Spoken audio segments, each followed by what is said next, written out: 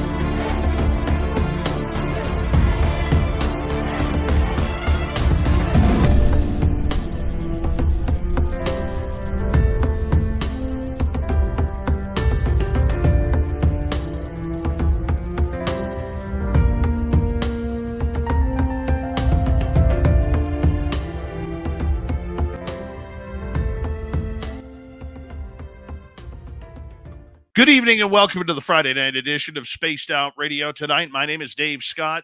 We are very glad to have each and every one of you here for R Keith Andrews and the ET Connection. So make sure you get your questions ready. Let's say hello to each and every one of you. Who do we start off with? Well, we got Race Fan in the gold medal position. Chris Laker with a silver. Kitty Caddywhack with a nice, beautiful bronze medal tonight. Hi, Robert Lamoth. Tim Mothman and his goatee, two separate entities. Good to see you. Michael Morris, how you doing, attorney at large? Nice to have you here. Frankie B, Road Flare, nice to see you both. Karen in the Woo Train, nice to see you. Deanna Ann, little Timmy James. Good to have you here. Hey, remember, we're going hunting this weekend. No honey-do list. We're going hunting. I'll text you tomorrow. Or you can text me right now, one of the two.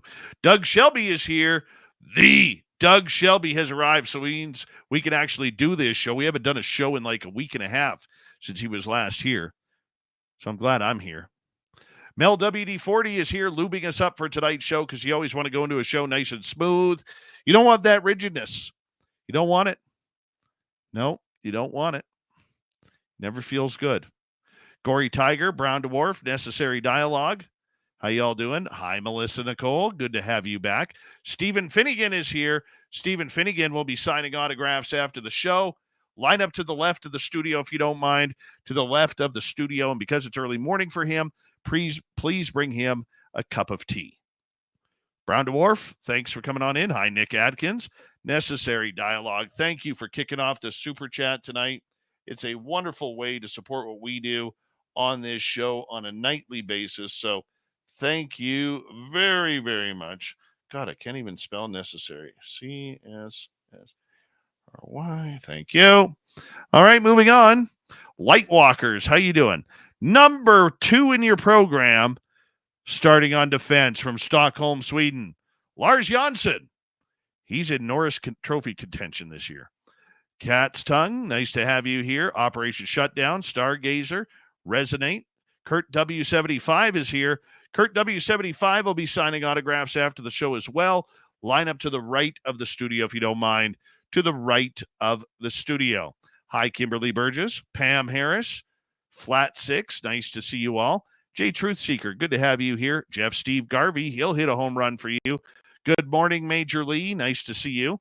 Terrence Wills. Thanks for coming on in.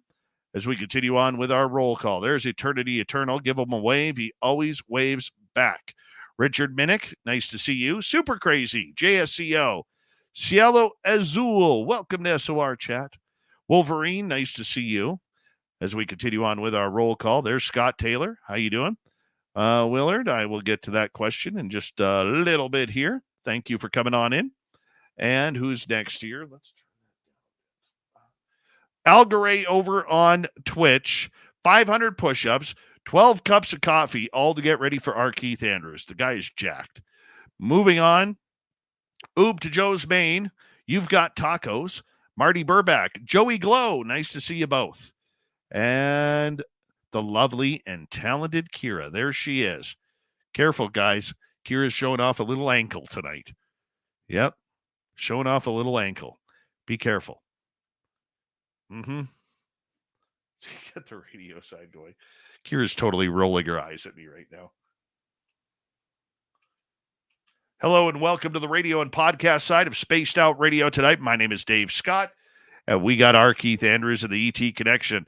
We are in roll call, and our good friend Von Patrick from Edmonton, Alberta, is hanging on out with us. Amanda Carroll, nice to see you. As we say hello next to, well, pretty much everybody we've said hello to. Melissa Nicole says, we do not have ugly swag, people. No ugly swag. So go shop at our Spaced Out Radio store. It's a gooder. We got good stuff there, I promise. Nothing's ugly. Nothing. Even the underwear with my face on it is not ugly. $25 for a burrito? Try $6.28 for a medium ice cream cone from Dairy Queen up where I live. That's highway robbery. All right, people. Super Chat is open. R. Keith Andrews is ready. I'm ready. Get your questions in capital letters. We're going to rock it right now. Throw those horns up. Let's rock.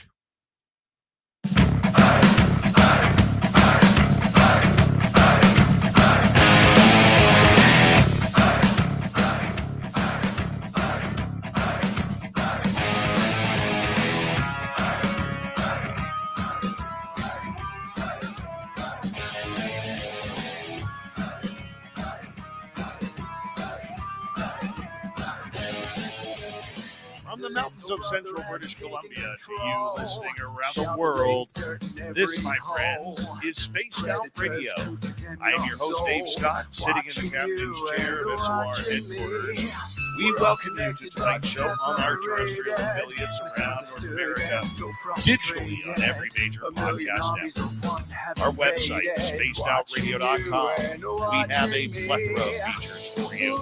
Rock out the bubble, read the newswire, check out our swag as well. You can follow us on X at Spaced Out Radio, Instagram at Spaced Out Radio Show, and on Patreon in the Space Travelers Club.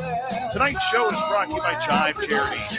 Help make the world 10% happier by visiting Chive Charities today. You can find them on our website.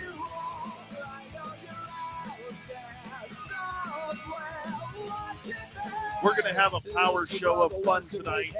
R. Keith Andrews of the ET Connection is about to happen here momentarily. Then in hour number 3, another spooky story from our main man, Swamp Dweller. Follow that up. Jackie Harmon will have our cryptid report tonight. R. Keith Andrews is a monthly guest here on Spaced Out Radio as he kicks off almost every month with a little ditty that we call the ET Connection. Keith is a psychic intuitive. He is also a lifelong ET Contactee who now uses his abilities to help others understand what the heck is going on with them. Now, the one thing I love about Keith, his information is not tainted. It's everything that he's learned through experiences and knowledge from what he has gained through his intuition and contact. He's not into ufology. He doesn't know the names who are playing in ufology. Frankly, to him, it doesn't matter for what he does. It's all about going by what people are experiencing. He's literally the ultimate experiencer dictionary. You may believe him, you may not. That is your choice. But in Keith's world, everything that he has learned, he thanks the ETs for. R. Keith Andrews, ET Connection. How you doing, buddy?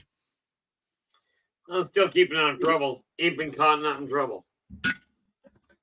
Well, your pork chop sideburns look absolutely stunning tonight, so thank you for that. Oh, not a problem. Told my other half they're not going anywhere. The beard I'll keep short, then the sideburns stay. Love the sideburns. My man, you know, we get a lot of people, and I get a lot of questions each month from people saying, Dave, do you really believe that R. Keith Andrews guy? Do you really believe everything that he says? And I'm blunt with them, just like I've always been blunt with you. And I say, you know what? There is a lot of stuff that's hard for me to believe. Sometimes I don't want to believe it, but this is your knowledge, your truth. This is your story that you have learned over the years. How do you learn it all? How have you been able to encapsulate the knowledge that you have gained through these experiences? Well, that's where it gets a little weird. I was trying to piece that together. It's not just one lifetime that I'm dealing with. That's where life gets completely screwy. Because my memories come from literally millennia back. But you have to, in order to swallow that one, you got to believe in past lives. But other than that, the reality is, it's because I've been dealing with them for that long. And of course, you go up to their flagship and you run into a lot more than just one type. The thing people don't realize is off-worlders are no different than humans, aside from their toys. This is why I look at it when people start going, "Oh, we're going to defeat the off-worlders if they ever invade." Humans haven't got a prayer on that one, but my reality, it is my reality, and I question it probably more than everybody else does. But when I'm looking at the situation, I go, okay, I'm going to continue questioning it, but I get people corroborating what I'm telling them just by different names. Let me ask you then, because any type of criticism that we've all heard, you've heard it multitudes of times over the decades. You're making things up. You're using a little bit too much imagination. You've watched too much Star Trek and Doctor Who. But there are weird things happening in this world. There are weird things that we cannot explain. You just are somebody who is tapped into this realm that the majority of us cannot see. Explain that to us. Well, number one, because of the fact that I don't read anything, I don't have what I call the tainted image. I'm not looking at what other people have said. This is what I went through and turning around and going, this is my take on it, because I don't know what theirs is. And with that in mind, if something feels off, I'll just simply go, there's something wrong with it. It just doesn't add up. And then I let my instincts tell me if I don't have the concrete evidence, you take a look at the OTE drive. When I explained that, it took me a couple hours to do it originally, but to explain that to somebody to a human with both a master's in astrophysics and rocketry. Now, how I could explain it when I've got my grade 12, and that's pretty much where it ended. Somebody else gets to figure that one out. Because I laid it out and she goes, well, I can follow where you're coming from, but where did you get it? Right? Because I could lay it out. Now, I do not have a scientific background in this life. So I look at that and go, this is the information I'm picking up. And I've done that for literally this lifetime. It's been since I was born. But it got really out of hand at 5 years old. But the best I can tell you is there is nothing to compare with firsthand on-site experience. Yes.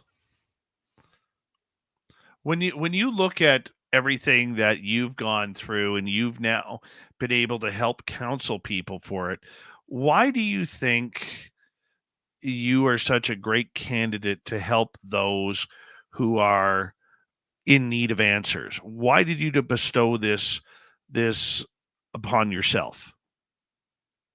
Well, the why for this lifetime was pretty cut and dried. Last lifetime, and it carries over, but last lifetime I had an encounter that I was asked to watch out over a young lass. She happened to be a reptilian, and she was in arms. But this lifetime, I came back with the intention of keeping an eye on it. And as it turned out, the number of people that are having problems in this lifetime and, politely put, are being misled, it doesn't add up for me to just keep my mouth shut. And I'm not really, as you well know, very politically adept. I get that. I can totally appreciate that. Before we get to some audience questions, Keith, just a quick follow-up on everything. A lot of people will say, how do you know all of this?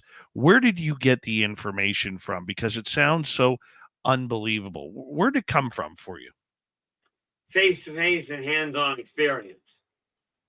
I've suffered when I've looked up the medical impact of being off-world as far as calcium and potassium crashes. Looked at the symptoms and had other people double research them. So I know what I'm going through, and it just adds up. But it's all been firsthand. It wasn't all pleasant, especially not to start with. And how did it continue? Well, ultimately, it boiled down to when it got out of hand. In a nutshell, I had a run-in, and the humans didn't like the way that I was doing things. And I was actually pulled out of their hands by the same lass I did that I retrieved, that I came back to watch over. Understand, like, I realize we're looking at the aliens and UFOs and what have you, but my reality has given as close to quantifiable proof that past lives have a direct impact. And due to the fact that I saved this young lass way back, this lifetime she turned around and returned the favor.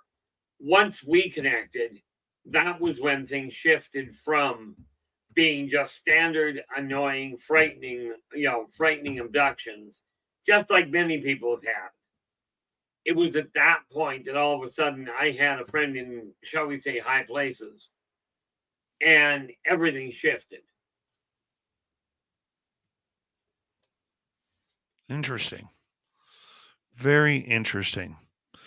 Keith, we're going to get to some audience questions here because I know you love taking audience questions, and we kind of do this show a little bit differently than we do our others because you're all about the audience interaction. And we're going to kick it off tonight with Willard, who is asking, Keith, why when I'm in astral projection and telepathically and remote viewing and past life abilities, dreams and omen dreams, and I keep getting told something bad is coming?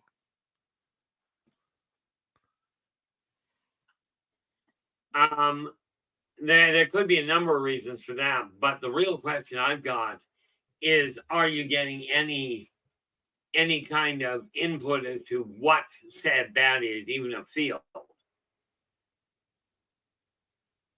Because there is a wake-up call coming, there's no question there, but we are not talking a wake-up call as in disclosure via government. But most of the time, humans look at bad as meaning there's a change coming. And I hate to tell you this, but humans don't actually handle change well. No, we don't. No, we don't. That is for sure. Let's move on. Let's go to Samantha, new listener in our chat room. Have you ever thought about, or have you ever done a collaboration with Preston Dennett? I don't even know who Preston Dennett is, so I'd have to call that a no. I'm going to line that up. Because Preston Dennett and Dolly Safran, Keith, you will love them dearly. They are two wonderful people who are very good friends of this show, and they come on every couple of months to talk about it. Preston is one of the most accomplished, excuse me,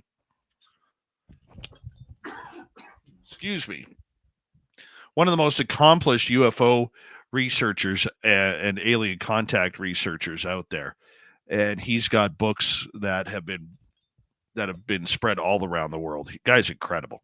And so is Dolly. Love Dolly. And Dolly, if you're listening, which I know there's a good chance that you are, we love you around here, my dear. But yeah, I'll try and hook that up for you, Keith. I think that would be a great conversation. That's for sure. Sure, I don't have a problem with that. Yeah. We will go. Let's move on here. Let's go next to Mel WD40, who's currently lubing us up for tonight's show. Keith, what ET race will make first contact? Well, that's where we have a bit of a problem. And the reason I say that is because they did it centuries back. Well, in all fairness, they did it millennia back. The Greys were one, like, if we go back, the Anunnaki made first contact. Well, no, that's not true. The Elfid, which are actually an ancient race, made first contact. But of the Offworlders, what people know as Offworlders, the Anunnaki made first, the Ennead made second, and the Gedefni made third. Now, for everybody's awareness, the Anunnaki, most people know what they are. The Ennead are what came to be known as the Egyptian gods. And when you look at the Gedefni, they were the Norse, the Roman, and the Greek gods, just by different names. Same people, just different names. All right, let's move on here. Let's go next to Kurt. Was Mars always red, or was it because of an explosion, got covered in red and half being charred, pardon me, and I heard on the rings of Saturn is red dust from the explosion also. Was it always red? No, it used to be quite green, but they had there was a war millennia back. And in all fairness, I'm not entirely certain who the war was with. I do know that it was drawn to Mars because the Martokians, the people on Mars, stepped in to stop the Venusians from being wiped out. Understand, Venusians do not have a combat force, but they do have a treaty with the Martokians. Okay, to protect each other. Keith, I want to kind of follow up on that because a couple weeks ago, we had Dr. John Brandenburg on, who's a theoretical physicist. And he was saying he strongly believes there's evidence there that there was some sort of nuclear holocaust on Mars a long time ago, maybe even 1 million years ago. That'd be about right. See, Mars is not, I was going to say it's not barren. On the ground, it really is. But the Martokian Empire is actually underground. And because of the technology that they've got, humans do not have the ability to scan past the shields they've got to actually pick up what's down there. Okay. Do you believe then that we currently do have humans on Mars? Yes. Not a lot. But there is an ongoing interaction there. How long have we had people on Mars? Let's see. We are 24, almost 40 years. How did they get there? Well, that was actually via the Martokian assistance. Mankind at the time didn't have the wherewithal to get them there. Do you believe now that they do with current technologies? Yes. It is not. I mean, the neat part there is they've got the equipment to do it, but they have had to utilize the jump points that are situated, quite frankly, on the other side of the moon. because the technology man has. I don't know the calculation. Somebody else gets to figure that out. I do know that it would take quite an extended period of time to get from Earth to Mars, especially if they do it when it's at the far point. But my understanding is every time Mars gets to its closest point, UFO sightings apparently close to triple. Interesting. All right, let us move on here, my friend. Let us go to Super Crazy, who is asking, as we got about 4 minutes to go here before the break, Keith, which ET species are the smallest and the tallest? Well, the tallest is the easy part. Those are the Anunnaki. Well, I shouldn't say that because a much bigger side is when you go to the true drakes. And I don't mean the bipedal ones. I mean what people call dragons. They are real. But they're also they've also moved to the astral plane. As far as the smallest go, Archon are debatably the smallest. Okay. You could be looking at either the Archon or the Umion. And the Rosic rank down there as well. But you're talking about microscopic or single-celled individuals. Let's go to Super Crazy again for a follow-up. Could you beat up the average reptilian, or would you be easily defeated? The average reptilian? Yes. Now, do understand, on this world, I am very much a pacifist. However, do I know the weak point and it depends on the reptilian. We cannot go with average. Okay, because I can think of close to a dozen races offhand. That range from 6 inches tall to 30 feet. Now, 6 inches anybody can beat up. But on the Strazosians specifically, yeah, I know where the weak point is. And of course, because of their height, it makes it easy. I think we got time for one more. We got 2 minutes, Keith. Let's go to Amanda. I would love to know more about my ET connection. How would one do that, Keith? Well, two major factors. One would be forget you don't remember. And I know that sounds cryptic, but it literally is the way to do it. But find yourself a comfortable place when you're wide awake. Okay? You sit down and you literally let your mind drift. I suggest you have either a recording device or a pad of paper so that you can talk or write what you're feeling. Go with first instinct. Mark it down. Then start talking to other people to see what kind of corroboration you can get.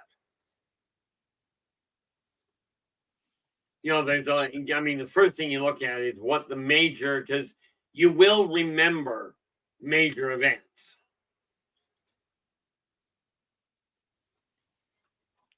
As in, are they bipedal, that sort of thing. And by the way, bipedal is actually one of the most ineffective skeletal configurations. 40 seconds left, Keith. Let's get to Stephen in the UK. Good morning, Stephen. After this life, Keith, will you be reborn on this planet? I will be, yes. I will be coming back. I don't know where I'm getting the money, but I am coming back in with a whole pile of money. Oh, very nice. How about me? Can we be friends then, too? That can be arranged. Well, hook me up, man. Take my number. Oh, you already got my number. What the hell? You already got my number. That's okay. Keith, I'm going to get you to hold on. R Keith Andrews and the ET Connection. I love it each and every month when R Keith is on this show. He takes the tinfoil to the extreme. You just sit back and enjoy the woo.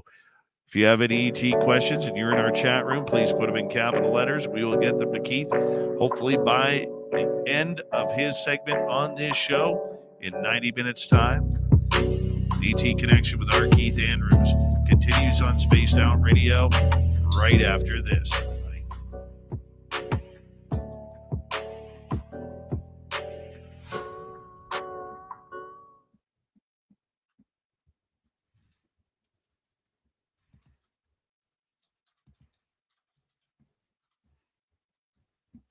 All right, Keith, we're clear.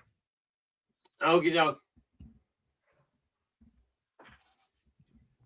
I'm looking at the YouTube feed, and for whatever reason, I have no way of entering anything into it. Usually I can, but this week it just ain't happening. Weird. Hi, Troy SR71. How are you?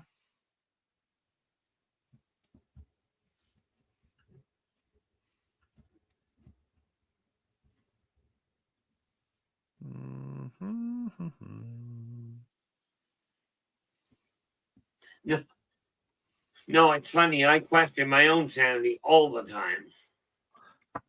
I question your sideburns all the time because I love them. I'm jealous. Susan Ahern, how are you, dear? The Dead Man, nice to see you.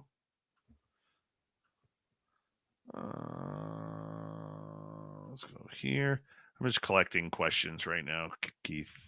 Yeah. Keith. Apparently, I gotta say Keith. Keith.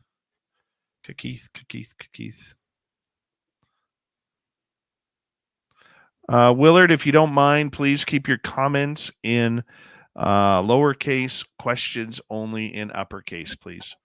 Thank you, buddy.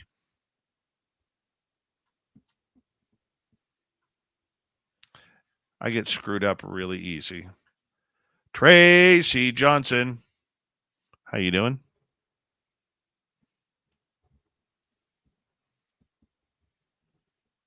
Operation Shutdown says they enjoyed your stream earlier this evening.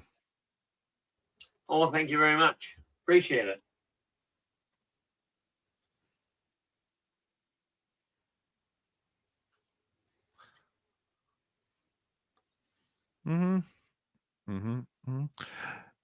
Hope everybody is enjoying the look of Kira's ankles tonight. Kira's ankles.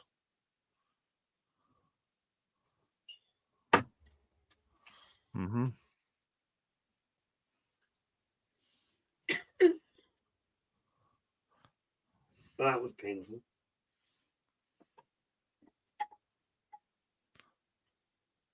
Hey, Joe, good for spelling toques properly.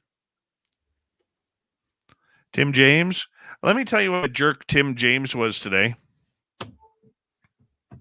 You know how I have bragged numerous times about his lovely wife Lorelei's Mexi chicken wraps?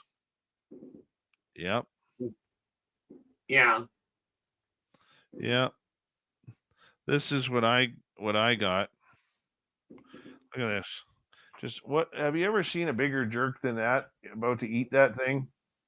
Yeah. Right there. Yeah.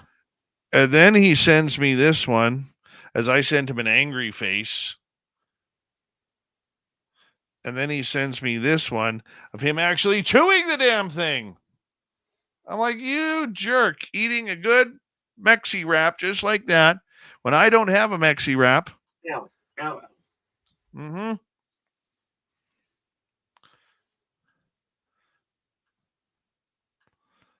Yeah. That's my friend right there.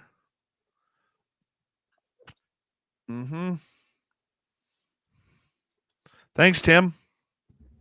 Appreciate you. Dave, have you heard about the people on YouTube finding human vampire skeleton nailed into the ground next to an old church? Nope. I have not, bud. I did. Did you? Yeah, I saw the post for it.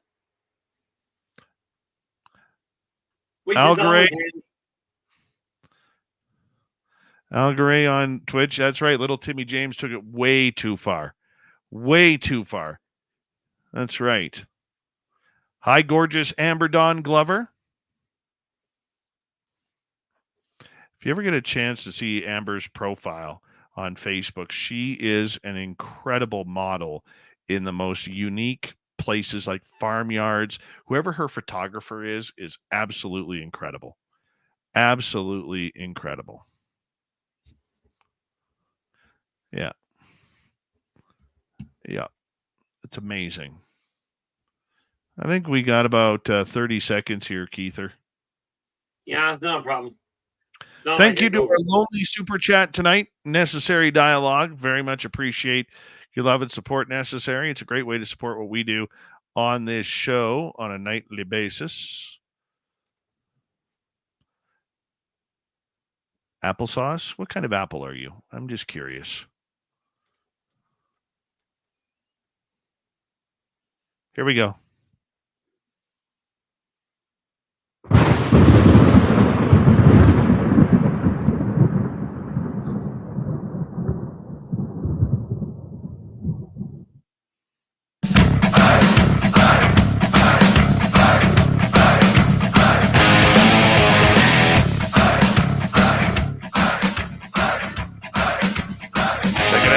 Spaced Out Radio is now underway. Thank you for joining us. My name is Dave Scott. We very much appreciate earning your listening ears wherever you are on this beautiful planet we call Earth. Happy birthday to one of our longtime listeners, Sweet Donna C. She celebrated her birthday yesterday. Happy birthday to you, Donna. Happy frickin' birthday. There we go. R Keith Andrews is here. We'll get to him in a moment. But first, I want to remind all of you that if you missed portions of this show or others, you can check out our free archives by going to youtube.com/spacedoutradio. You can find us on any major podcast network as well. The only thing I want in return, hit that subscribe button, follow button, anything that allows us to add you to our lovely network. Our website, spacedoutradio.com, we have a plethora of features for you. Rock out to Bumblefoot, read the news wire, check out our swag as well. Follow us on X at Spaced Out Radio, Instagram at Spaced Out Radio Show, and on Patreon in the Space Travelers Club. Here's R Keith Andrews. Here's the ET connection. And Keith, here's your next question. Mike is asking, Keith, the language in the movie, The Fourth Kind, how accurate is that? And what race actually speaks it? Well, I hate to tell you this, but I cannot tell you because I've never actually watched the movie. Okay. I have, and if I recall, Keith, it sounded like what I called you in my backyard about. that was hilarious. But that would make it the reticulans. Specifically the Zetas.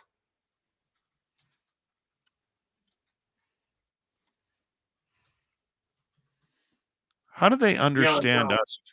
How do they understand us if we speak a different language? Well, number one, they've been studying, and they literally, the Zetas have studied human linguistics since mankind first started to develop it. This is why I say we're not talking about them arriving recently.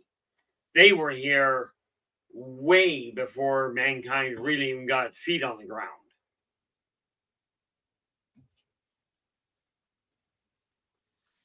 You know, right. I mean, you think about it. If you take an English-speaking person and you put them in a French-speaking environment, they will figure out how to speak. Now, the reticulans cannot speak English because they do not have the vocal cords for it. Much less the lips. Let's move to a different question. Let's go to Shiny. Keith or Dave, do either of you think there's going to be a mind-shattering info revealed at the November 13th UFO hearing that will make humanity cascade into pure insanity? What, you mean they're not already? I would not be holding my breath on it. First of all, there is a very big issue around they're not allowed to shatter mankind's evolution. And you do something like that, and that's exactly what will happen.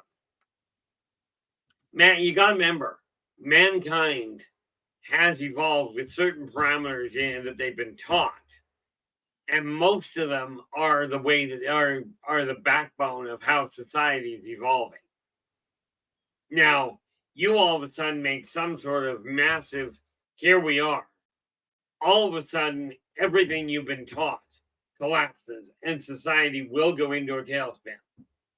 So, would I be expecting it? No, because they have a standing rule, the off-worlders, that is, they are not allowed to interfere with the socioeconomic evolution of the human race, or more specifically, of the caretakers of Earth. All right, let's move on here. Let's go to Blue Cruise.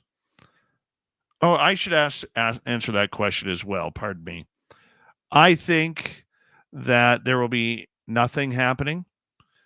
I think with the recent developments of Lou Elizondo and finding a new species of UFOs called ULOs, unidentified lighting phenomena, or ULPs, pardon me, unidentified lighting phenomena.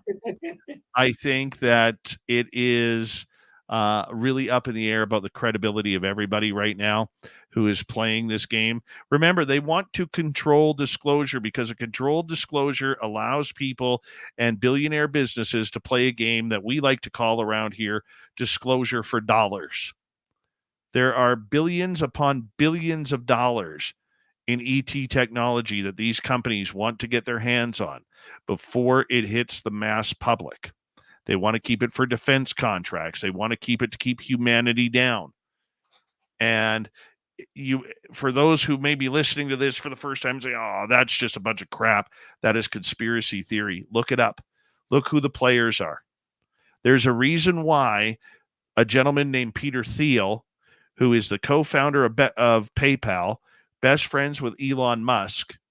Elon went the space route, building the rockets and getting back into space and giving the United States a credible space program.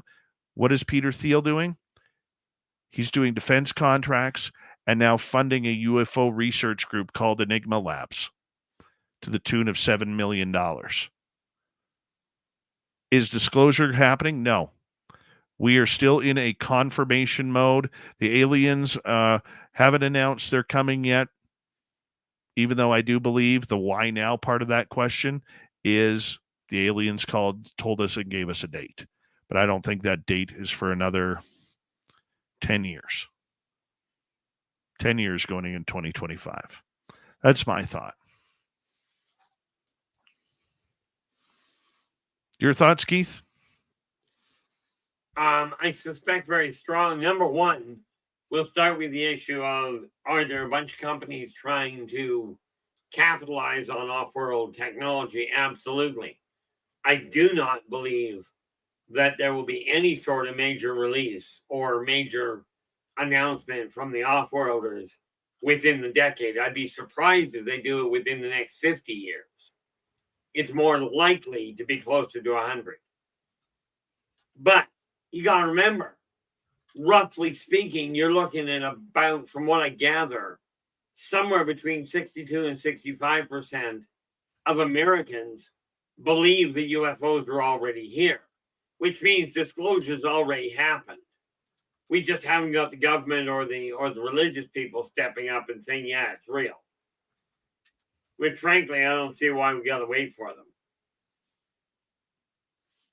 Let's go to another question. Let's go to Blue Cruise.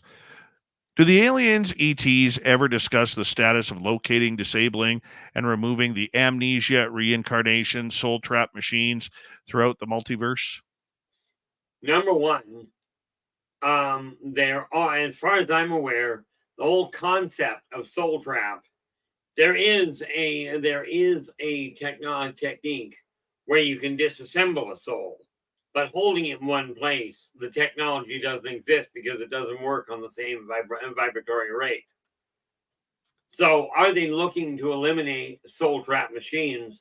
Given they don't have them to start with, I'd be inclined to say no. continue on. Let's go to Kurt here.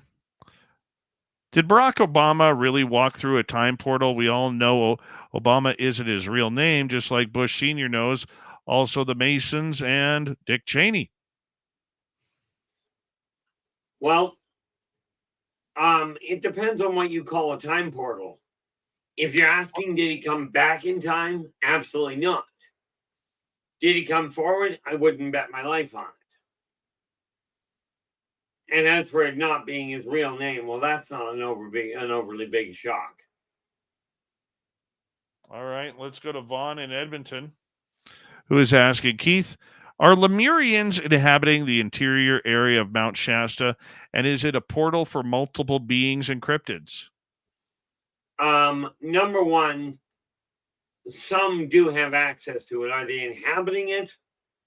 Most of them, like there are a few, I suspect.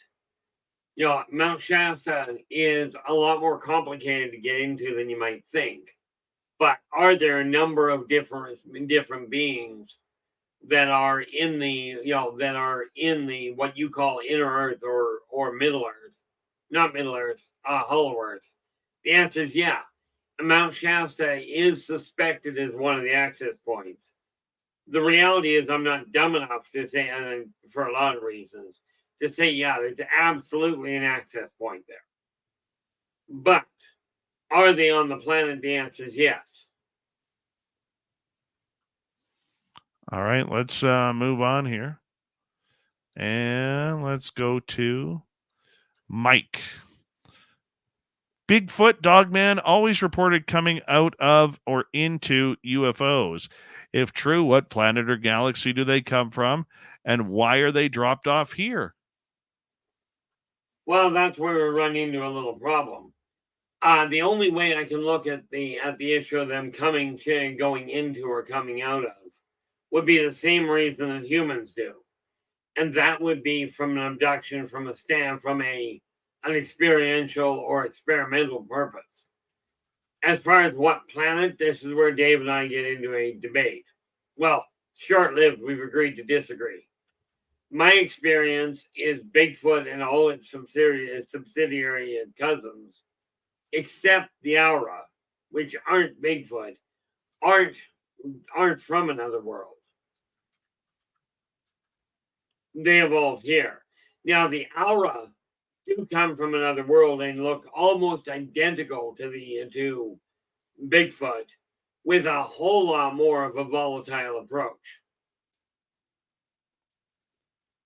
I still do not believe it. I know. I think Bigfoot's got some special powers. I won't argue that point, but they happen to have evolved on Earth. I think they've actually figured out the secret to Sweet Robbie G's red chin hair. That's how powerful they are.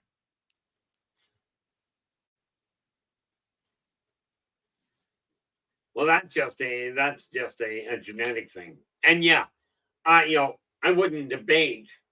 Like, they are not as dumb. The Sasquatch are not as low-minded as what most people think. All right, let's move on to another great question here. Let's go over to Super Crazy. If one ET species visits an ally's planet, how do they pay for goods and services? That depends on the planet and the ally. Okay. Number one, if it is primarily consortium run, goods and services are paid for in man hours. That's the easiest way. The consortium itself doesn't actually have a currency.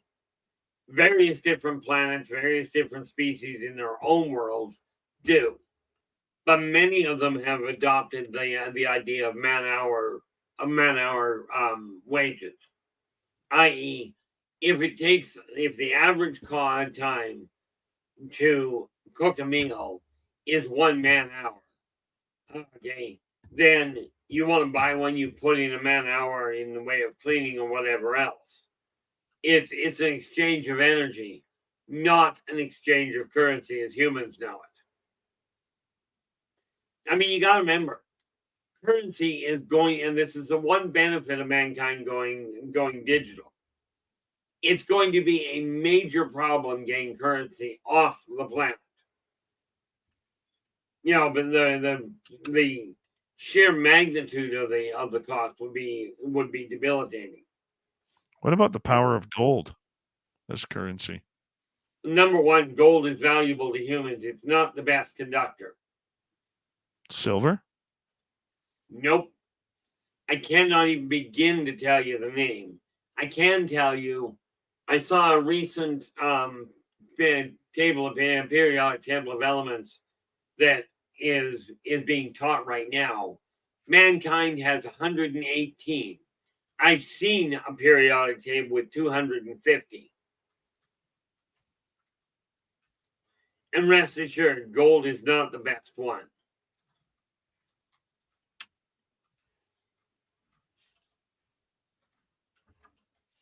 All right, let's move on to another question here, buddy. R Keith Andrews and the ET Connection, continuing on Spaced Out Radio. Polly is asking, what's the goal of the hybrids? Are they a threat for the government? Number one, the goal of the hybrids is simple. They are literally cultural interpreters. Okay, and I'll get back to exactly what that is in half a second. Are they a threat for the government? No.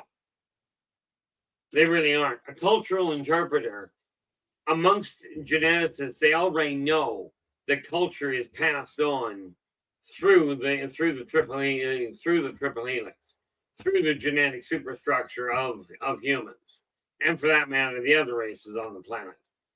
But because of that, now it's easy to program a computer to do just here's one word, it means this in another language. But that translation won't tell you a thing about the culture. Now, to put it simply, if I'm holding on to a coffee cup and I hold it out to you, to any human, they'll know I'm putting it forward and it's an offer to have a drink. Okay. In other land, with the off-worlders, you hang on to a cup and you hold it forward. They may not see that as an offer. They may well see it as a threat because they don't have a cultural background. They got no bearing. Okay. This was something that Gene Roddenberry pointed out when he first put Star Trek together. But that's the purpose of the hybrids, is you combine two races. Not only do they have the linguistical capacity, but they have the cultural capacity to comprehend what they're working with. All right, let's move on to another one here, my friend. Let's go over to Luna. Do you believe an alien race shapeshifts into global elite figures, or at the very least grants them passage to earn more power on this planet? Not a snowball's prayer. Agreed. Number one, they are absolutely forbidden to take on positions of power, as in leaders of either countries or CEOs of corporations. They're not allowed to. They are literally forbidden to step into a control position. And as for giving people the added power, the answer is absolutely not. And the reason for that is because they're not allowed to interfere with the geosocioeconomic environment on Earth. Mankind has to be left to evolve of its own accord. And in all fairness, any species does. Let's go to Stephen in the UK. Thank you, Stephen. Keith, have you always been in human form from all your past incarnations? Absolutely not. The easiest one to recognize, and we have to go way back, was the Zerziks. Okay, which is an energy being. They're actually the people that run the Akashic records.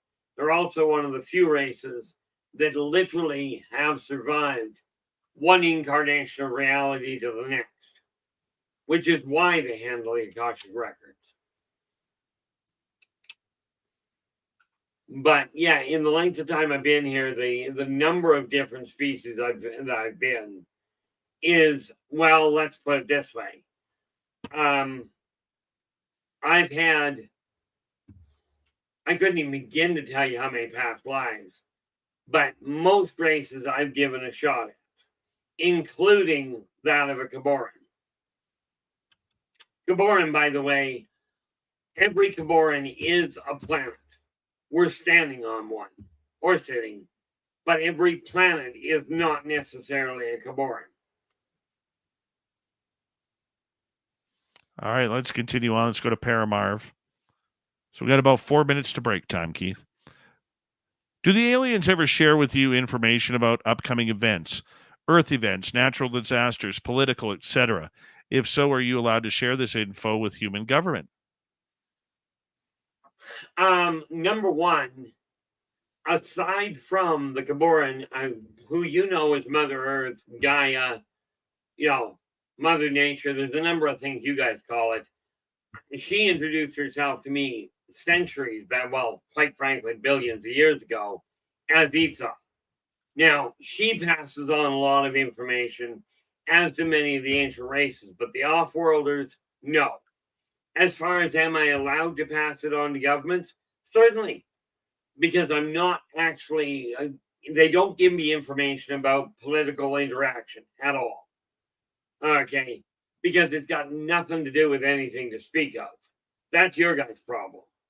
But as far as upcoming events, what mankind is doing to Earth, yeah, absolutely. Problem is they don't want to hear it. Okay. Let's go next to the Andromedan. Do you know who Valiant Thor is and the Venusians? Well, number one, Thor himself is the Gaddafi. The Venusians are a whole different race. See, the Venusians literally live on Venus. The Gaddafi don't. I mean, when the Gaddafi came in and they said they live on Mount Olympus, they weren't lying. They do live on Mount Olympus. Problem is, Mount Olympus is not on Earth.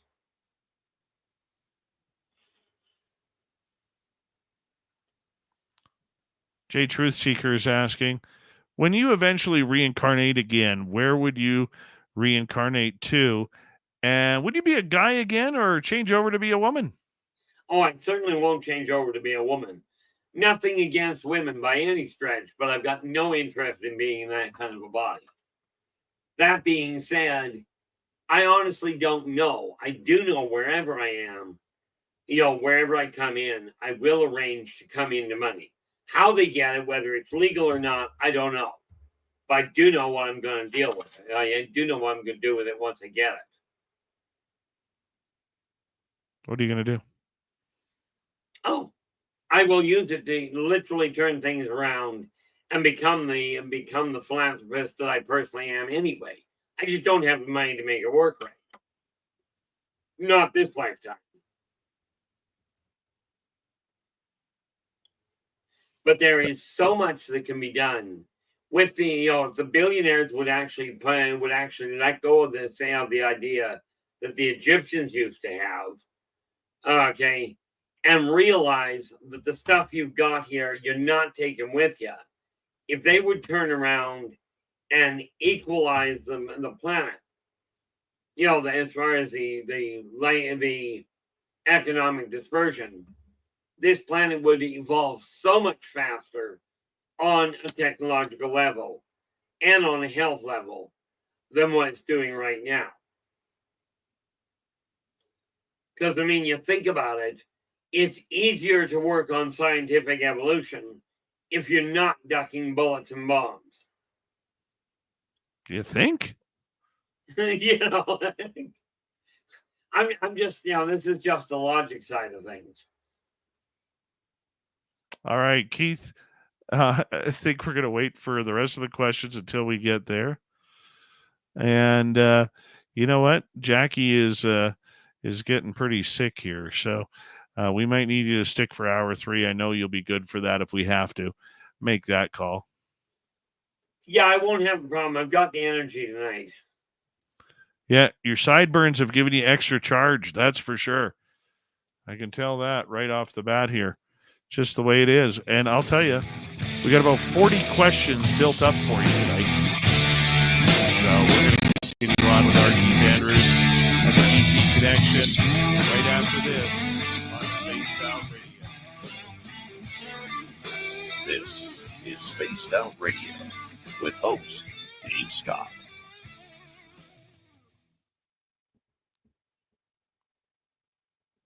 I promise I will get to the majority of these questions, if not all of them, tonight. And just keep them up. Please do not double up your questions. I've got them all marked, and so you don't need to ask it twice. I will get to them, okay? That being said, Keith, I'm going to take you out, put you in the green room. I'll be right back, okay? Okie doke.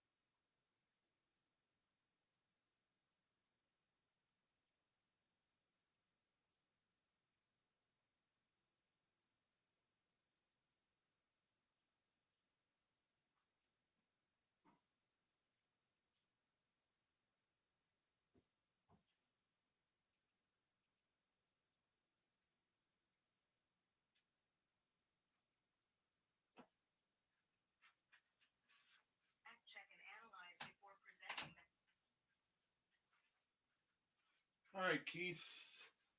I am back. And we got about a minute to go here. Let's bring Keith back in. How you doing, buddy? I'm not bad. How about you? I'm good. Nope, my chair didn't move. Sounds smart. I went and grabbed a quick sandwich while you were gone. Oh, good.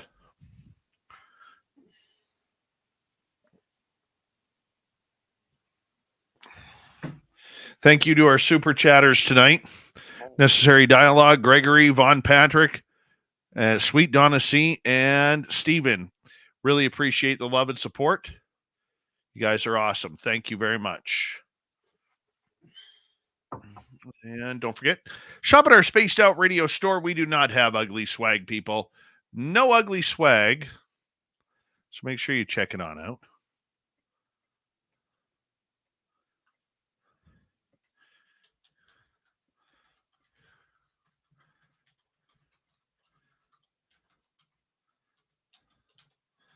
Keith, I'm going to need you for that third hour. Here we go. Okay.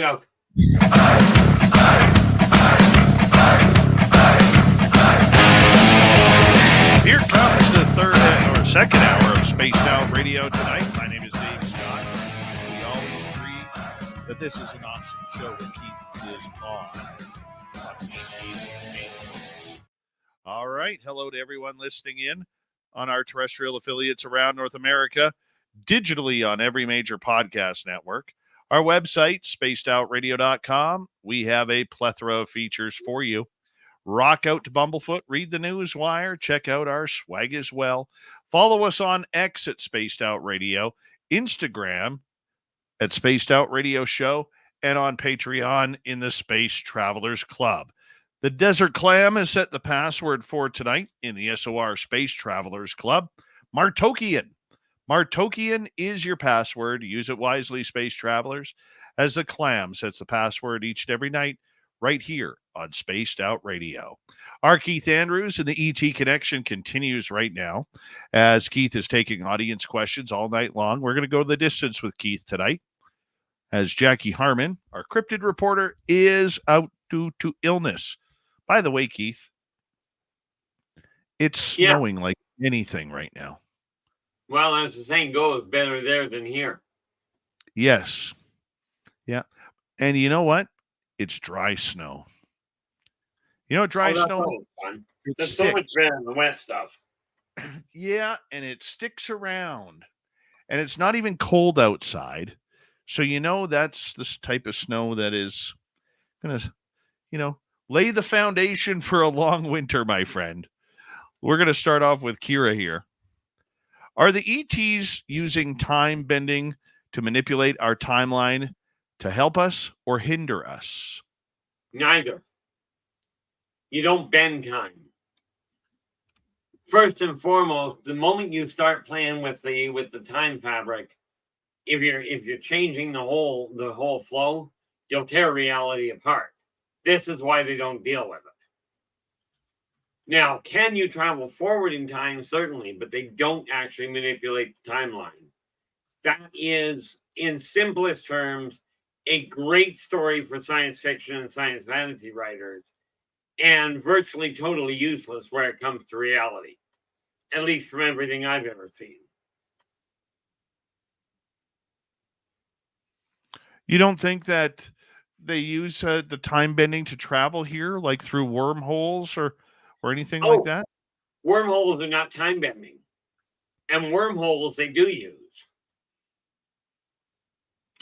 Okay, they do use wormholes, and some know how to use portals, which they're not the same thing as a wormhole. They're more like a folding space, but neither of them are time benders.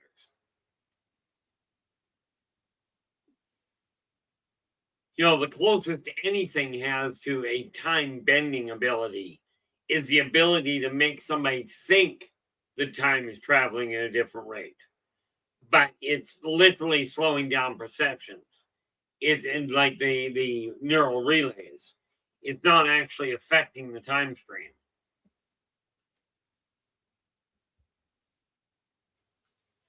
All right, let's move on here. Let's go to our next question from Applesauce. How does water migrate from Earth to Mars? It doesn't. Water, well, technically, I guess you could say it does, but Mars produces its own. Thing is, Mars produces its water underground. You know, ultimately, what you're looking at, where you're talking about migratory hydrology, you're referring to a chemicalogical configuration that simply boils down to atomic modification. But that's a naturally occurring condensation factor.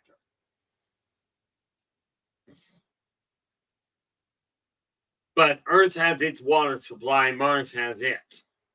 It's just Mars is not on the surface anymore.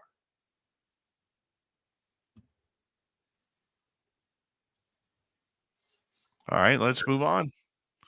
Richard is wondering, does Mars need women, Keith? No, they've already got a fair chunk of them. I mean, ultimately, yeah, Mars requires women, but they're not abducting any if that's what we're getting at. Martokians have male and female parts. You know, they've got female and male genders. So they don't have to import them from anywhere. What about the idea that Elon Musk says that once we colonize Mars, because of Mars's different gravity and atmosphere that will be built, humans who are born there will never be able to travel to Earth because their bodies will collapse due to weakness under Earth's gravity? Number one, I find it difficult to call it colonizing Mars when Mars is occupied. I think they call that invading. Number two, Martokians come here on a regular basis, and they've got the technology to compensate for gravitational flux. This is what people don't get. The Martokian technology is so far above mankind's. You know, Elon may be right, but he's overlooking the factor that he's looking at it from, if we look at human technology, no, they couldn't, but they're not going to be using human technology.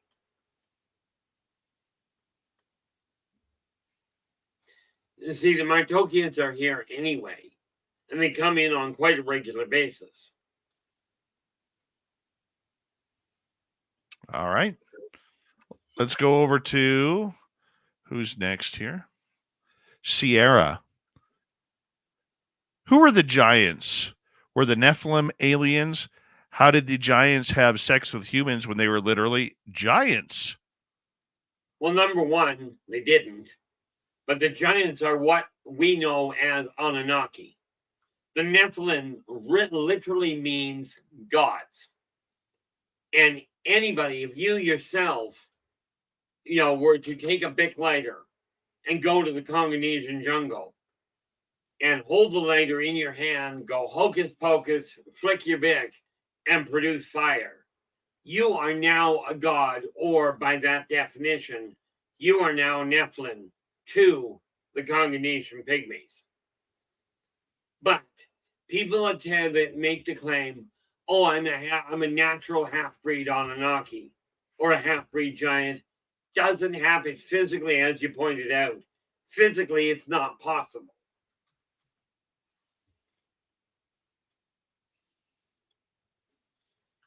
All right, let's go to Amanda. What were the results of the Orion Wars, and were there spider beings?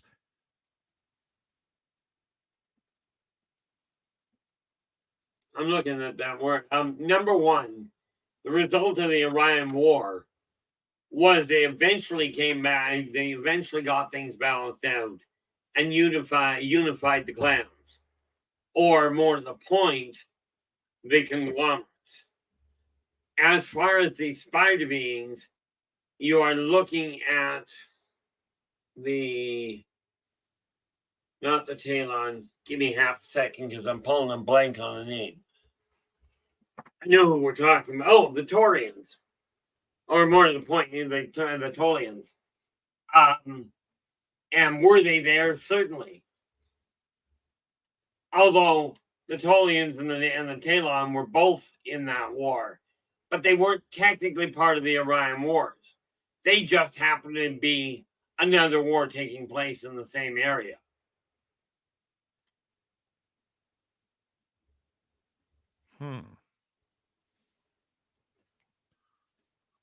Super Crazy is asking, will we ever learn the names of the first humans on Mars, or will it be forever a secret? I have no way of telling you that.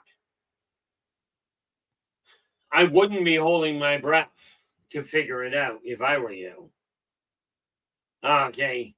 But then that's kind of like trying to figure out who the first human was that crossed the land bridge from Europe to North America. You know, that is likely lost so far in antiquity. I wouldn't hold my breath looking for it.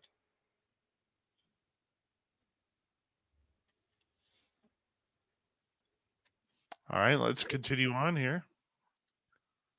Let's go to Derek. R Keith, what gave you the idea for your book series? Oh, that's the easy part. I presume he's referring to the Elderbachian Chronicles. I'm a D&D player back in the 80s. Well, the idea originally came from my grade 10 English class. We were told to write a story outline. So I did. That story outline is actually in the back of each of the Elderbachian Chronicles, the original story. And it really boiled down to, I figured out how to combine creationism, evolution, off-worlders, ancient races, technology, and magic all neatly under one roof. So I wrote the outline for it, and it ended up becoming a lifelong project. What I got told when I wrote the original outline was that I'd written an epic poem, which apparently, now that was back in 1970. Well, I was in grade 10, so that would have been 77. And I was told then that I'd written an epic poem, which hadn't been taught since the middle 1800s. But that's where it originated. And then it just ended up being a very long process. But number 10 came out first, simply because of the fact that at the time I was playing D&D and having so much fun playing that and Aftermath that I decided to commemorate it in a story. And it just fit really nicely on the back end of the original storyline.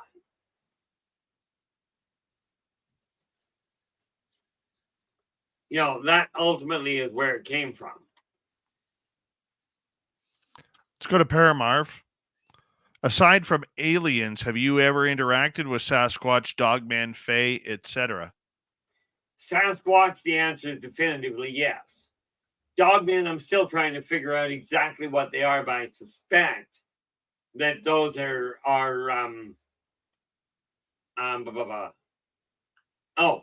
I suspect the Dogman is Alarian. And if that's the case, then yeah, I've dealt with Alarians. Okay, as far as Fae, I'm still trying to get an answer as to what people are calling Fae. It seems to be an amalgamation of a group of entities, but I honestly have never gotten an answer as to what humans are calling Fae. So I may well have had an interaction with them. Makes sense. Let's go to another one. Let's go to Kurt. Keith, is one of the main factors to try and study is to keep up the chakras in line? Absolutely not. I don't know who came up with the idea that the chakras had to be in line from top to bottom. I know that is what virtually all of the books tell you, including that the anchor point is the root chakra. This is, from my experience, incorrect. Okay, the root chakra is actually right smack in the middle of the heart. But here's what we got to realize. Chakras do not hold a position. They don't have to hold a position inside the human body. Now, when you look at Reiki healers, most of them deal with 7 chakras. The majority, the really good ones, deal with 9. I deal with 27. And rest assured, there is no such functional thing as a minor chakra. So no, you don't have to have them in line. Because the soul, which is where the chakras are all laid out, isn't bipedal. By the way, it's also not tripedal nor amorphic. Okay, let's head over to Dead Man. Are the archons of the body?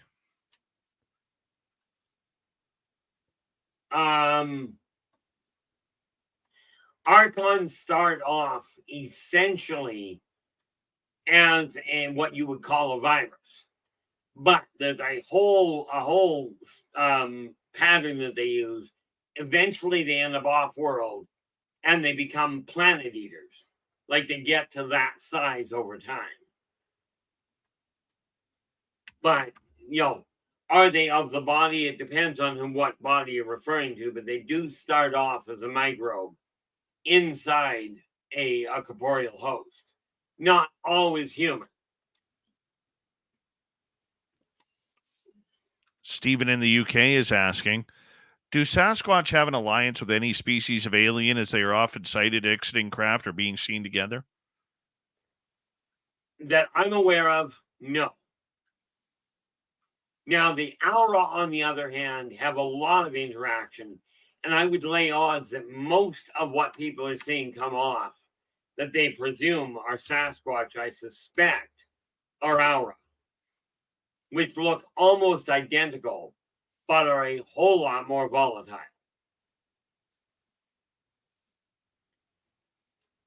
And they do have interactions. Now, who they've got alliances with, I don't deal with their politics any more than I deal with mankind's, aside from helping them come to an understanding that they're all on the same page everybody else is.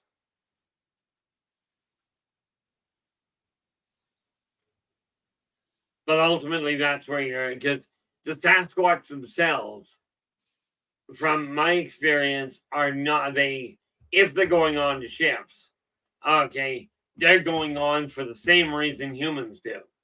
And yes, some humans will walk onto a ship and still call it an abduction, which I can understand in all fairness. You can do it now. Okay, scrolling on to the next question, Andromedan again. What are the archons? Are they really the evil ones? Are they evil? Some of them probably are, but they themselves are another entity altogether. They do not have ships. They don't have technology because of the fact they just plain don't require it. They start off on a lot of different planets. Okay, as a microbe. Then as they evolve, they upgrade until they end up getting off planet, at which point they will eventually grow to the size of a large planet.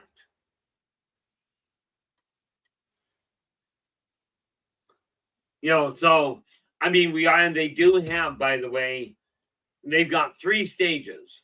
One is as a microbe, as a small, couple of cell creature sort of thing. Then as they get bigger, they get deposited in a liquid, because that's how they do the transition.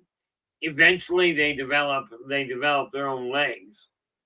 And then as time goes on, they will eventually get off whatever planet they're on, in any number of factions.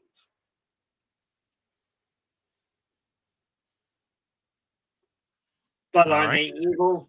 They're no more evil than a grizzly bear is. By the way, I wouldn't recommend smacking a grizzly bear on the nose either. No, not at all. Paramarv is asking, if you have recall of your past lives, then are you doing that through access to the Akashic records? Partly, most of it's by memory. Like most of it literally is, I remember them.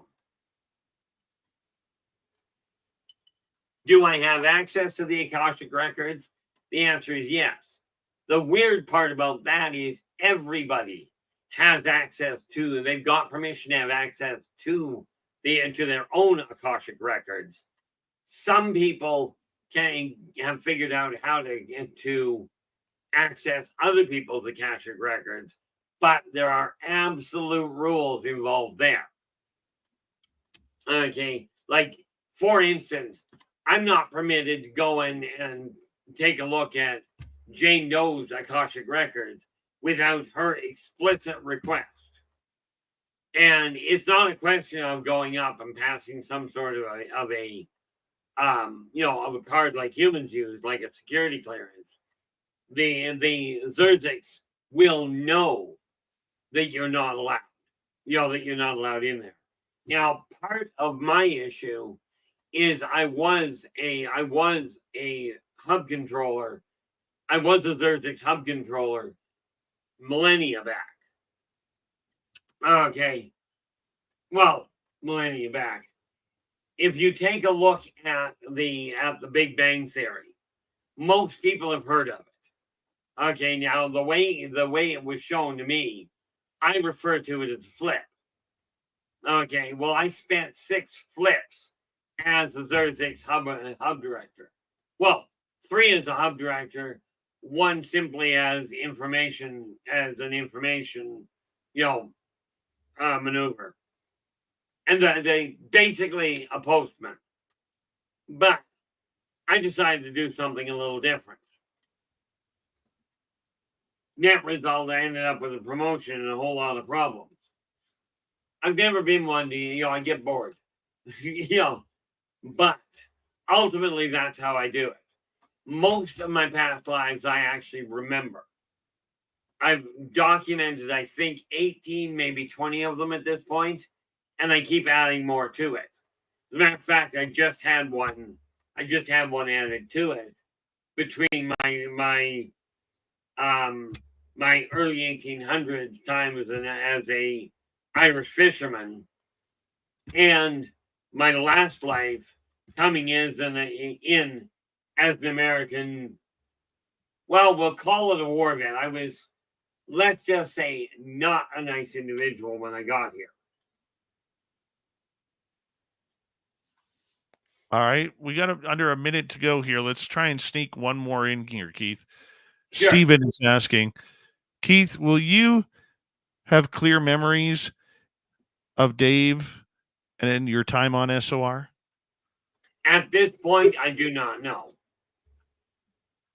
I don't have clear memories now. I'm still trying to figure out if we're in year 9 or year 10.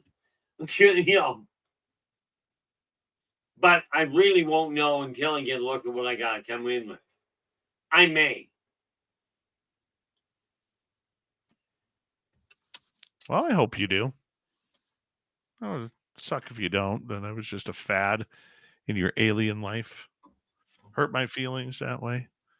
Oh, now I'm going to go to break. I go over it. I know you do.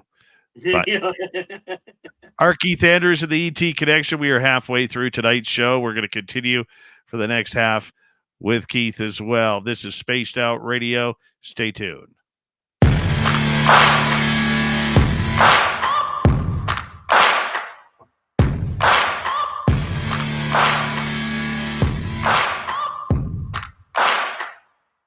You're listening to Spaced Out Radio with your host, Dave Scott.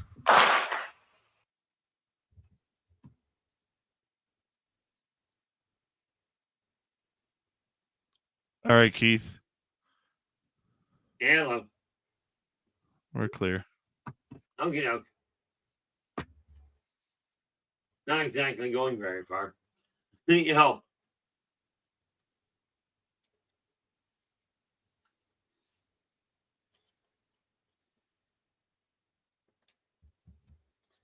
So how are you doing? What did Jackie come down with? Any idea? Oh, she just isn't feeling well. She was vomiting tonight. Oh, that's always fun. Not. Yep. I came close about a year ago. I don't like the vomiting thing. I'm not overly impressed with it myself. No. You know, I've done it before. It's just not one of those things I look forward to.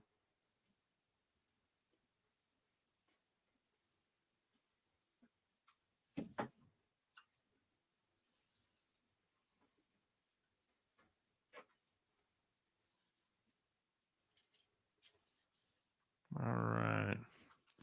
See if there's any more here.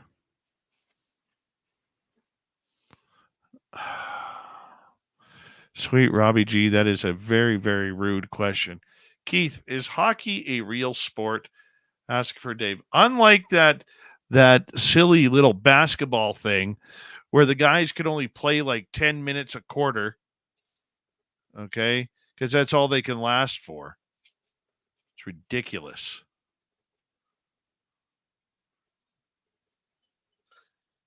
I mean, the short answer, obviously, is yeah, pretty much. That's all we need, Keith. That's all we need.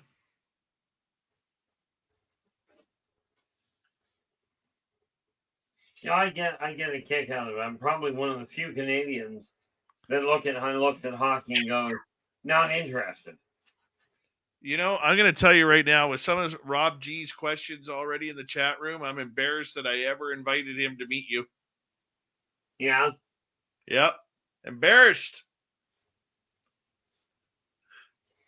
I look at quite a lot of the questions, and I have learned that, especially after that one time, probably about 6-7 years back, when the guy made the mistake asking me why he should believe what I had to say. You covered that one really nicely. Yeah, I was angry that day.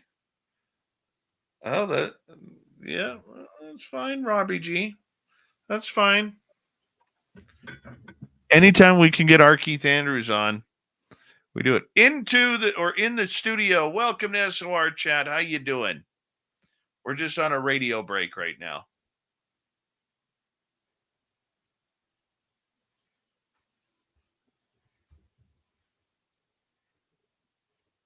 Oh, Amanda Carroll, I'm the same way. Can't stand puking.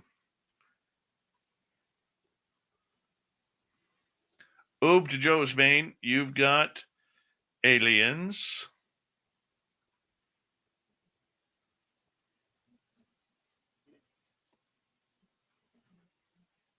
I haven't got to it yet, Cielo. Let me make sure I got it here, bud. Hold on.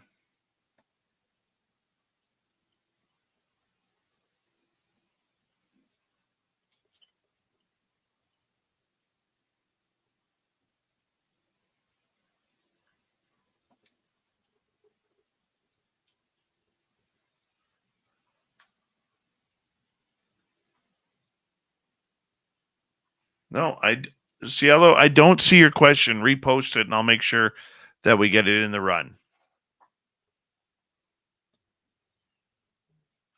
A lot of times I will miss questions if they are not in capital letters. And I apologize about that, but that's why I like questions in capital letters, because they stick out more for me. I have troubles reading small print.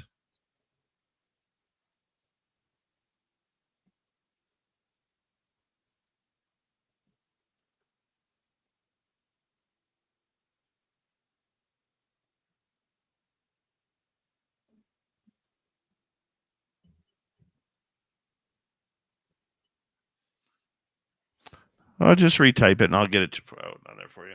Thank you tonight to our super chatters, Joanne, Stephen, Donna, Vaughn, Gregory, and Necessary Dialogue. Appreciate it. Don't forget to shop at our Spaced Out Radio store. We do not have ugly swag. People know ugly swag. You could wear our stuff out in public and be very proud of it. So make sure you go shopping at spacedoutradio.com today.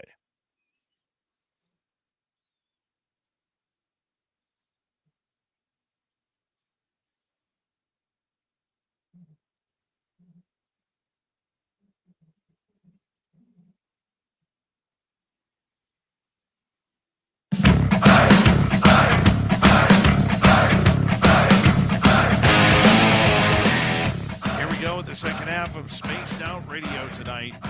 Good to have you with us.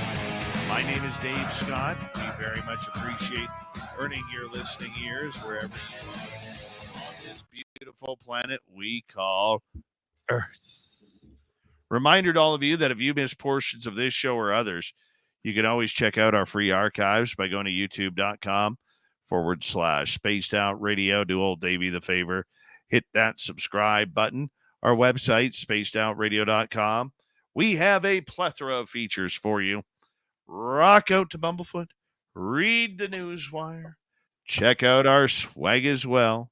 Follow us on X at Spaced Out Radio, Instagram at Spaced Out Radio Show, and on Patreon in the Space Travelers Club.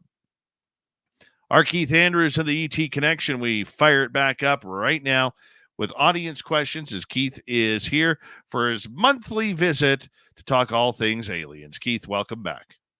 And thanks for having me, and thanks to the incredible audience we got. The questions are coming in beautifully.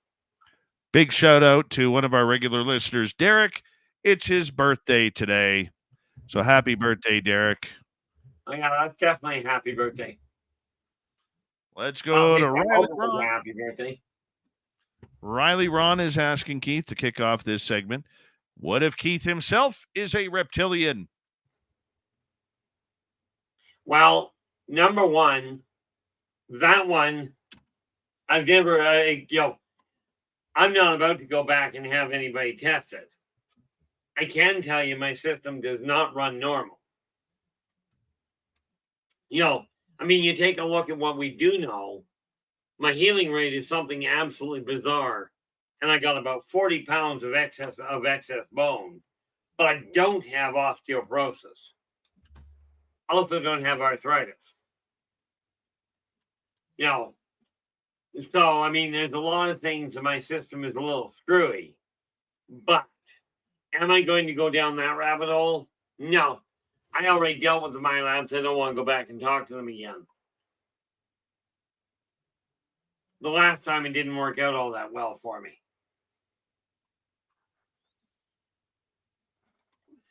All right, let's move on here. Let's go to Jimmy J. Are vampires shadows? No. You're talking about two different species. Okay. Vampires are the Thingina, and they are very real. Okay, there's a couple of things about them that Hollywood did wonders on, but missed. Okay, and I wonder if it won't be in there. There is another name, and I've got it somewhere in my notes. I think it's in the second printing. The Shadows have another name. The Shadow Watchers have there's another name that they go by, but I don't recall it right off the top of my head. I do know they're two very different species.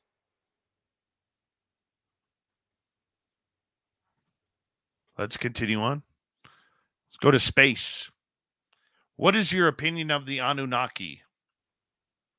Nice people, highly intelligent, and they are the only, when they evolved on Earth, but they actually asked for help to get off Earth because they knew when they evolved that the rest of the Homo sapien race would not evolve well if they stayed. It would have thrown the whole thing off balance. So they were simply extricated by their own request. At this point, they're not here. But there are more and more bones of them showing up all over the world. Because the Anunnaki run anywhere from 15 to 30, 35 feet. And yes, they were bipedal, very intelligent, but they were not interested in ruling Earth. And there was a lot of reasons for that. But they've got some phenomenal comprehension, especially on the genetic side of things. But they themselves are not really focused on the healing side.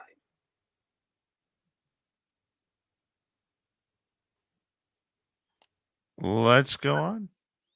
Our next question comes from space again. Do you consider the Archons friendly? Ultimately, yes.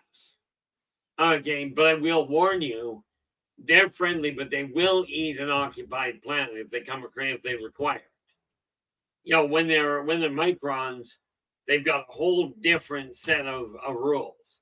But on the whole, they're decent people.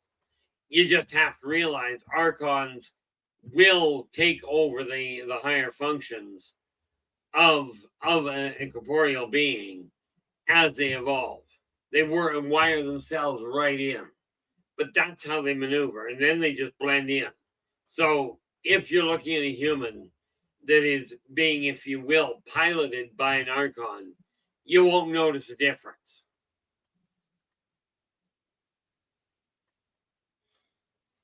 All right, do you want to move on? Let's move on. Yeah. We got lots of questions coming. Resonate is asking what happens if a vampire bites a werewolf. You have one heck of a short-lived fight. And it's a toss-up as to who's going to win. Because the reality is the Ilarians have a much stronger bite than what vampires do. But vampires move faster.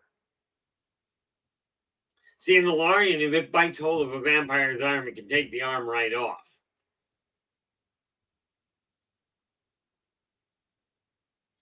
You know, so this idea that one would be stronger than the other, it really depends on the individual. But it would be a bloodbath you don't want to be around. Because either one of them will use anybody and or anything in the fight. There is no issue of rules of combat. It's a bloodbath right from the get-go. You know, the biggest difference between them is the Sanguinan will go for the throat. A worst case scenario, they'll go for a main artery. The Ilarians will literally go after the limbs. All right, Keith, let's move on. Let's go to Paramarv. How was your day, Keith? Do you have hobbies other than interacting with star people? Oh, yeah. Painting figurines and writing is my big issue. You know, I've been playing Dungeons and Dragons since the first Saturday of June in 1976. And I've averaged two days a week ever since. I still game 3 days a week. Well, 2 to 3, depending. You know, and other than that, I write and or paint little of the miniature figures. And no, I'm not good at the miniature figures, but it does help for visualization purposes.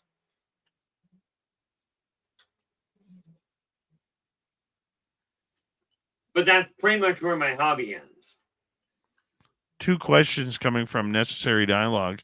Have you ever seen an alien that had antennae? Yes.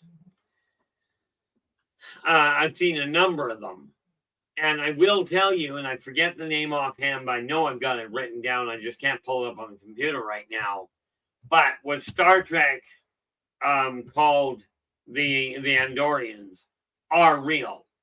But they are actually an insect base. They are not, they look humanoid, but they're actually insectivorous. And of course, then you have the Kleeklok, which absolutely, the Kleeklok and the Talon both have antennae. You know, there are a few others. So yeah, and that's just another sensory organ. That's all it is. It picks up on vibratory rate.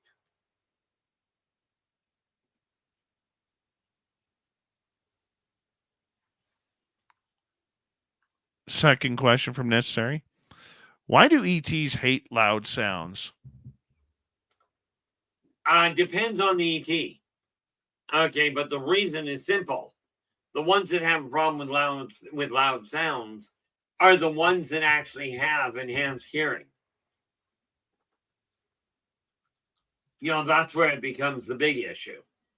Because you got to remember, if you got really high level hearing, loud sounds become extremely painful.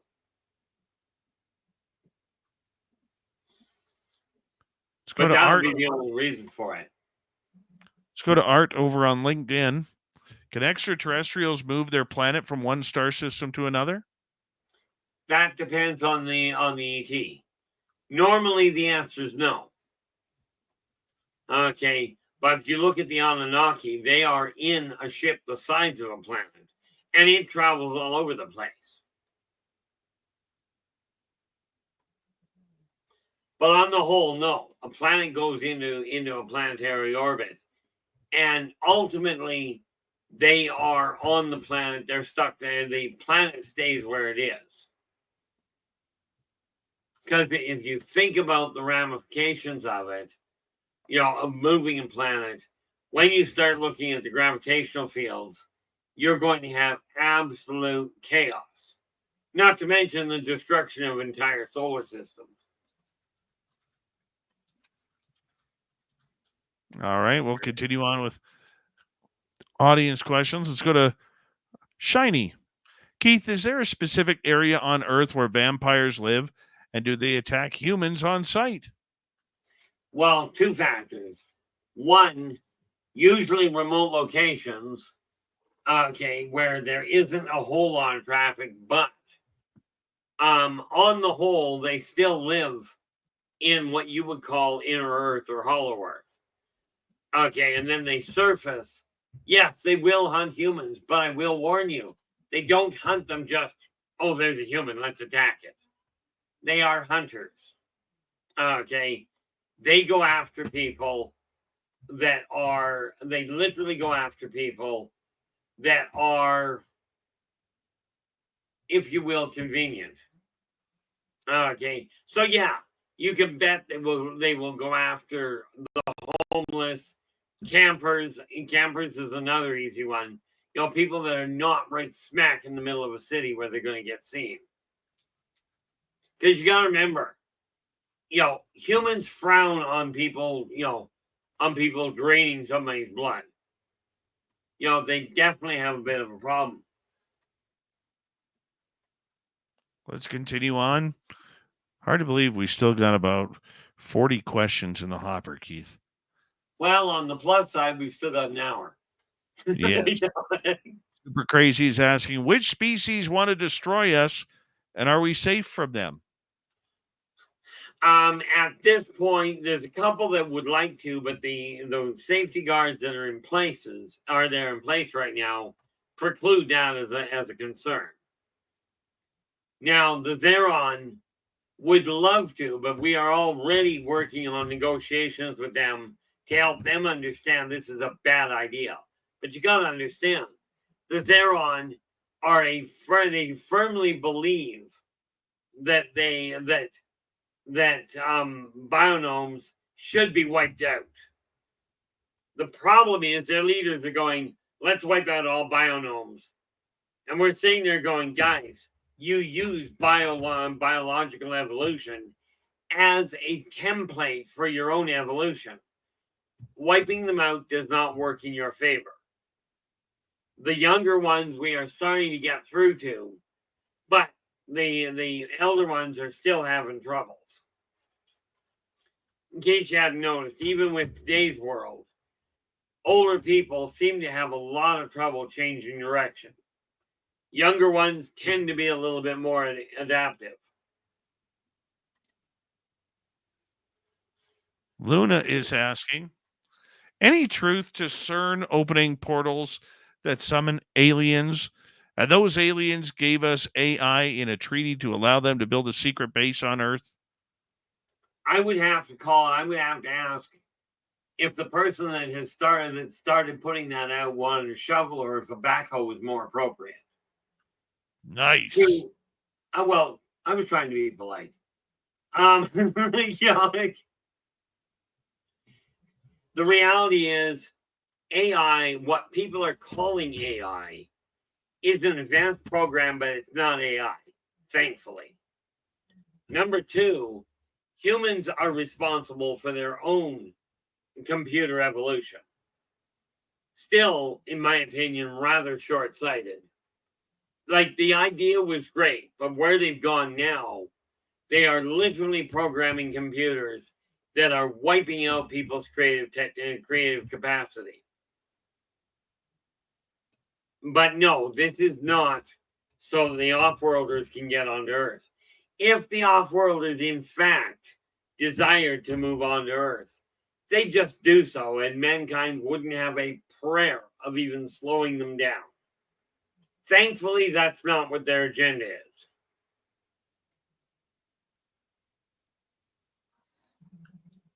Let's go to Super Crazy. Do humans and ET walk around on each other's planets without needing spacesuits or vaccines or anything? That depends entirely on the ET and or the human and or the planet. Way too many variables there. You'll never see a purebred Pleiadian on Earth, ever. Okay, and a human cannot walk around on the Strazothian homeworld without a adaptive suit, ever. They also can't run around on the Pleiadians' home planet. Now, the Reticulans can absolutely walk around on Earth. Okay, as can the Gadefni, the Aniod, the Maldocs, the list goes on. But when you start dealing with the Waylosh, for instance, or the Holics, even better, Holics can wander around on Earth without a problem. They will leave a mark because the Holics are literally a fire elemental. As you can well imagine from that name and from that designation, humans will not survive on the Holic homeworld. For some weird reason, you put that much fire, we have instant, crispy critter.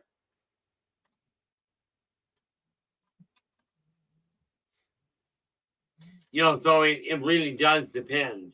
Most of the reptilian-like entities could walk around on Earth without a problem.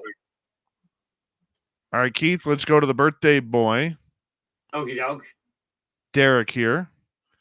R Keith, where's the easiest place to randomly run into an off-world being on Earth? I like the question. Okay. Unfortunately, I can't give you a definitive answer. Most of the time, they keep to the outskirts or out in the isolated areas. But it depends on which race you're looking at. Okay, what continent you're on. The variables are way too high because they don't leave much to the chance encounter.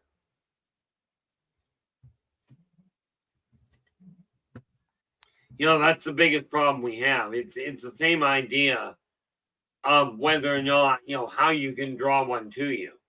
In all fairness, you really don't want to, because if you pull the wrong one, your day's going to go from bad to a whole lot worse.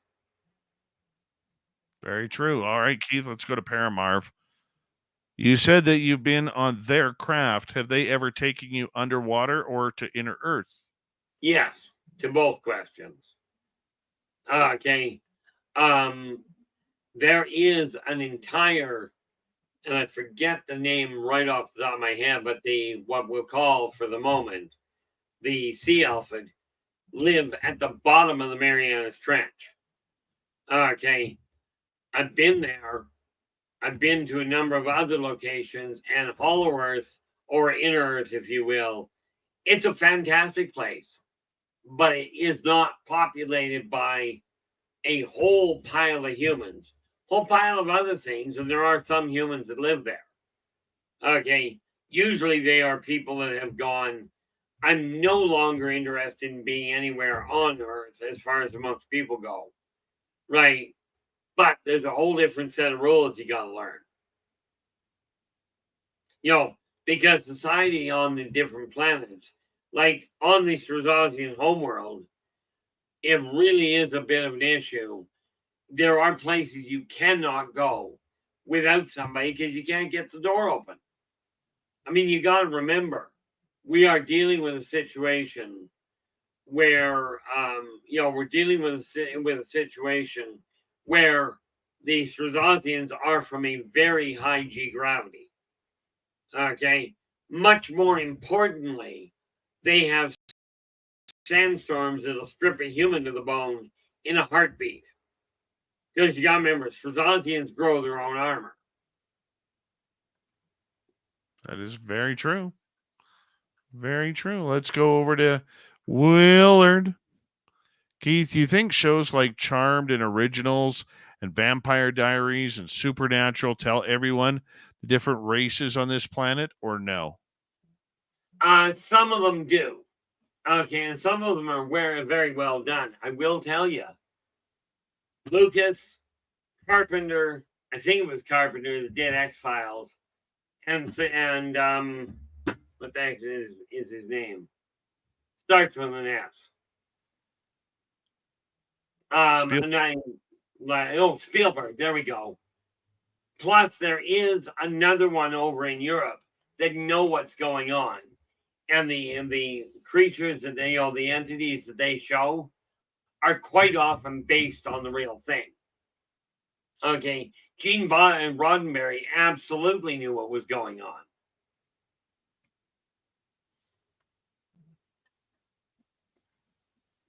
Two minutes to go here, Keith. 2 minutes. Super Crazy is asking, in your opinion, is humanity ready to completely join the galactic community? Not even close. And the reason for that is, number one, humans don't even see each other as equal. And they've got to have, before the Galactic Consortium will even consider bringing them in, humans have to get a one world government, which does not mean a dictatorship. Until mankind gets to that point where it's no longer looking at people and going, oh, you're from a different part of the world, so you're less of a person, or you're a different color, or you're sleeping with the wrong person, or you're worshiping the wrong person. All of these things have to be brought into a unification factor, because every single member of the Galactic Consortium, every single species member has a global government. Mankind can't even get along with its own people in its own country. So no, they are nowhere near ready to join it. 40 seconds. Can we sneak one more in? Let's go to Hillbilly Herd. Is there a correlation between certain blood types and hybrids and starseeds? No. Well, technically there's a correlation, but the correlation really boils down to what the individual species is looking at as far as the hybridization goes, and which blood type is going to work best for what they're doing. As far as starseeds go, that's a whole different ballgame, and it's got nothing to do with blood type.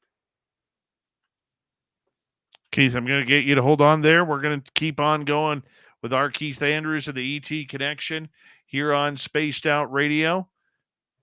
Right after this, Keith will be with us through the entire show. We love him around here. We're having a fun time. Hope you are too.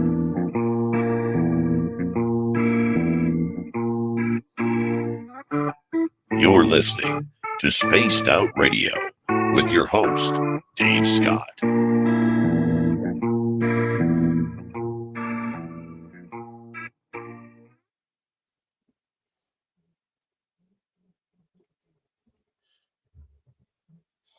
All right, Keith, we're clear. I'm going to put you in the green room. I'll be right back, okay? Okay.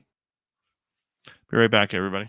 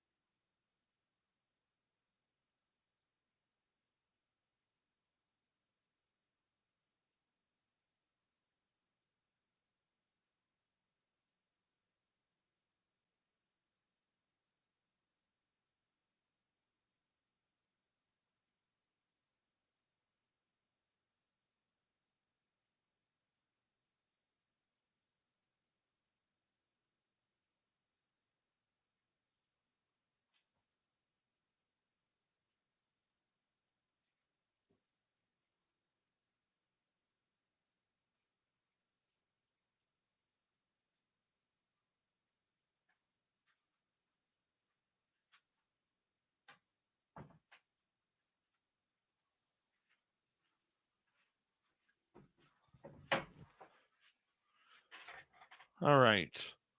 Got 1 minute here.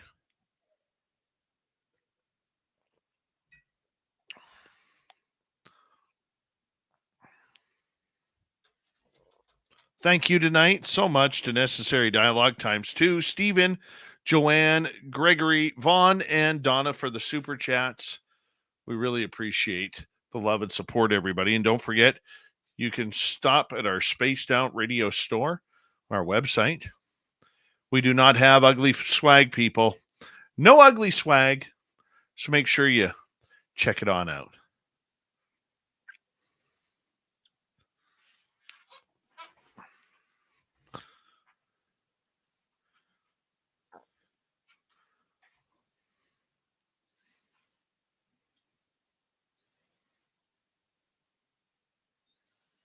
Here we go, everybody. Here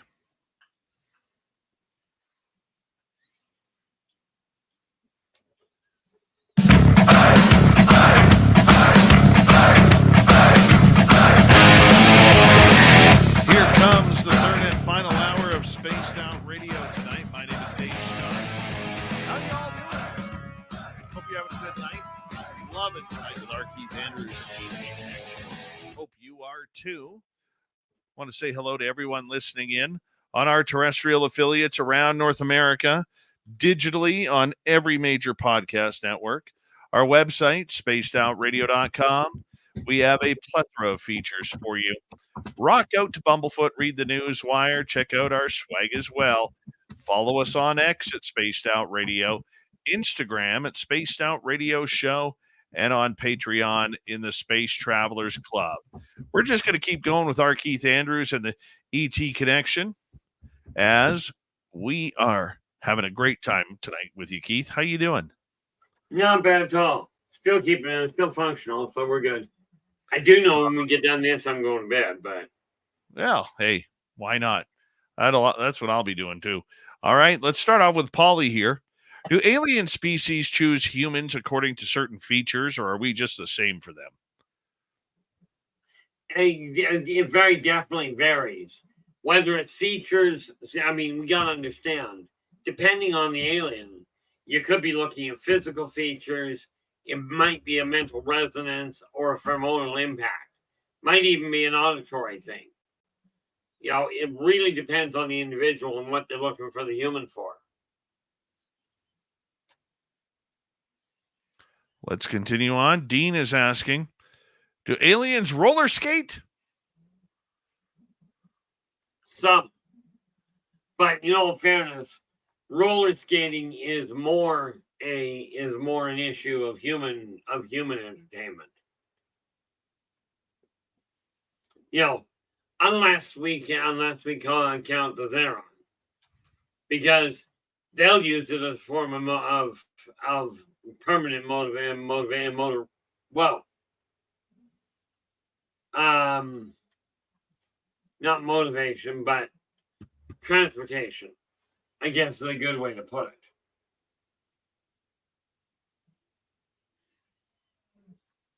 All right, let's continue on here. Let's go to Tracy.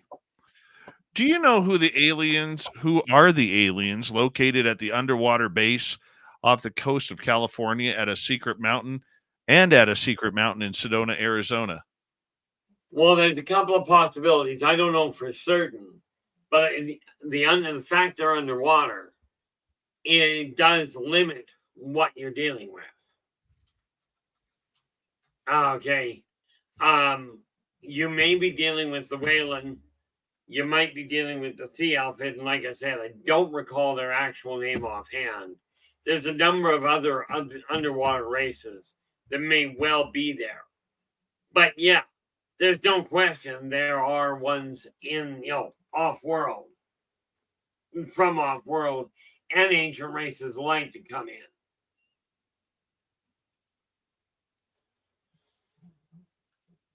Stephen in the UK is asking, Keith, is that why you call humans you people when you're referring to us?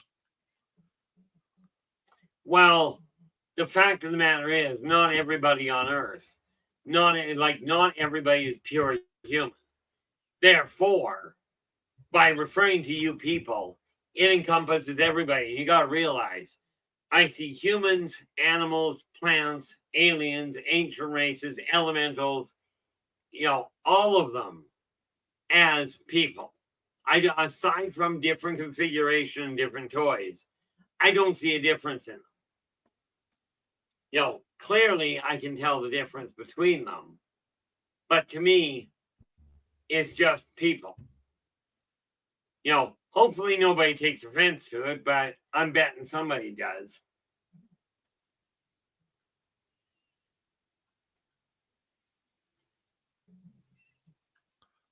Shiny is asking, Keith, do any of the ancient races that are underground want to meet humanity in the near future or the same time as the aliens? Number one, some of the ancient races, the ones that are in inner or hollow earth, some of them have already come to the surface. And yeah, there's definitely a curiosity thing. Okay. Are they waiting for the offworlders to do it? No. But I will tell you, some of the ancient races are prepping to come back to the surface en masse if mankind blows their shot at caretaker status. Because the reality of it is, the dominant surface-dwelling, technologically advanced race on any given planet is classified as the caretaker. Now, the ancient races went underground after mankind was built, because mankind, number one, was built for war, which is why we got so much aggression. And number two, they replicate so fast, comparatively speaking, that they swarmed over the earth and still haven't figured out just what they're sitting on. But there are races that are sitting there going, if they drop the ball, we're taking over. Now, you got to remember, the consortium handles the offworlders. It does not handle the ancient races, although some ancient races are in contact with offworlders. But those are individuals. We're not talking about an alliance here.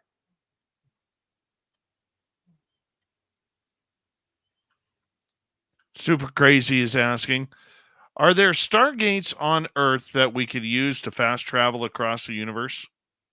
Well, that depends on who we are. Okay, the first answer is yes. The stargates do exist. Are they available for public transport? Not a prayer. And that's actually a good thing. Okay, but yes, they have a very far-reaching grip. And yeah, essentially they work the way that the TV show Stargate showed.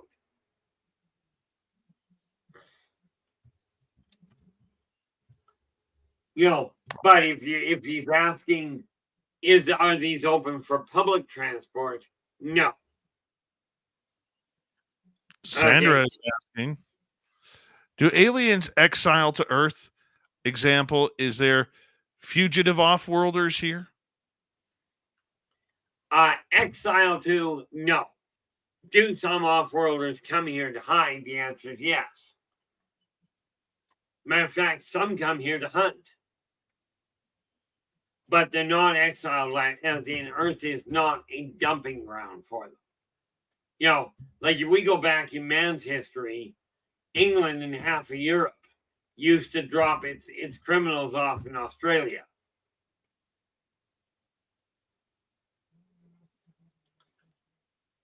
Kurt wants to know. Go ahead. Finish up. This is why I say they don't get exiled, but there are some here.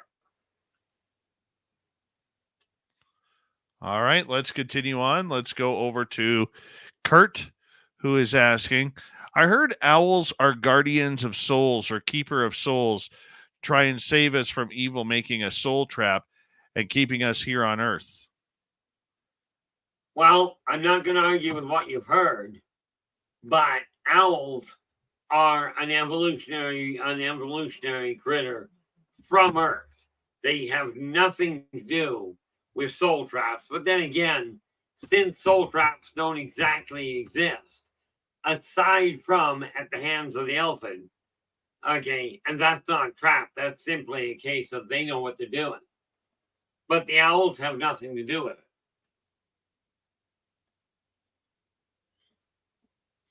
The only thing the owls have to do with is because of the fact they are so easy to replicate in a memory overlay. The reticulans often use them to cloud people's minds about what they've gone through in an abduction. And that's so that humans can go back and have as relatively normal a life as possible with a viable explanation without getting scared to death by the fact they were abducted in the first place. Perfect. All right, Keith, let's get to our next question from Super Crazy. Who or what created humanity? The elephant race. Now we gotta go back. Spirit created the elephant race. The elephant race not having the same creative capacity built humans. But they built humans for war. Okay, which is why humans are, to say the least, a little aggressive. But humans were built from the ground, from the dirt. They were literally formed out of the dirt, and they were entered and brought forth. Okay. It was utilizing a very old technique.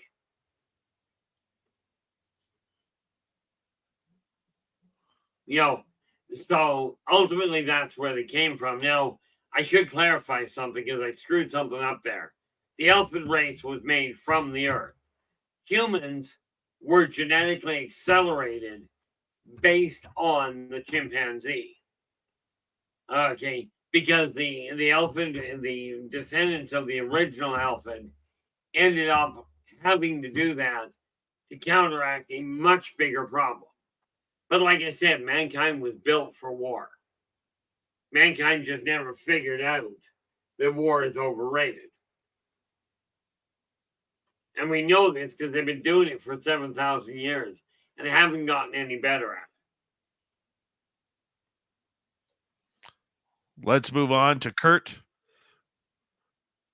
Were all the continents one Pangea before they separated, or any truth to that? Yes. The Lemurian Empire was on what humans call Pangea before it broke apart.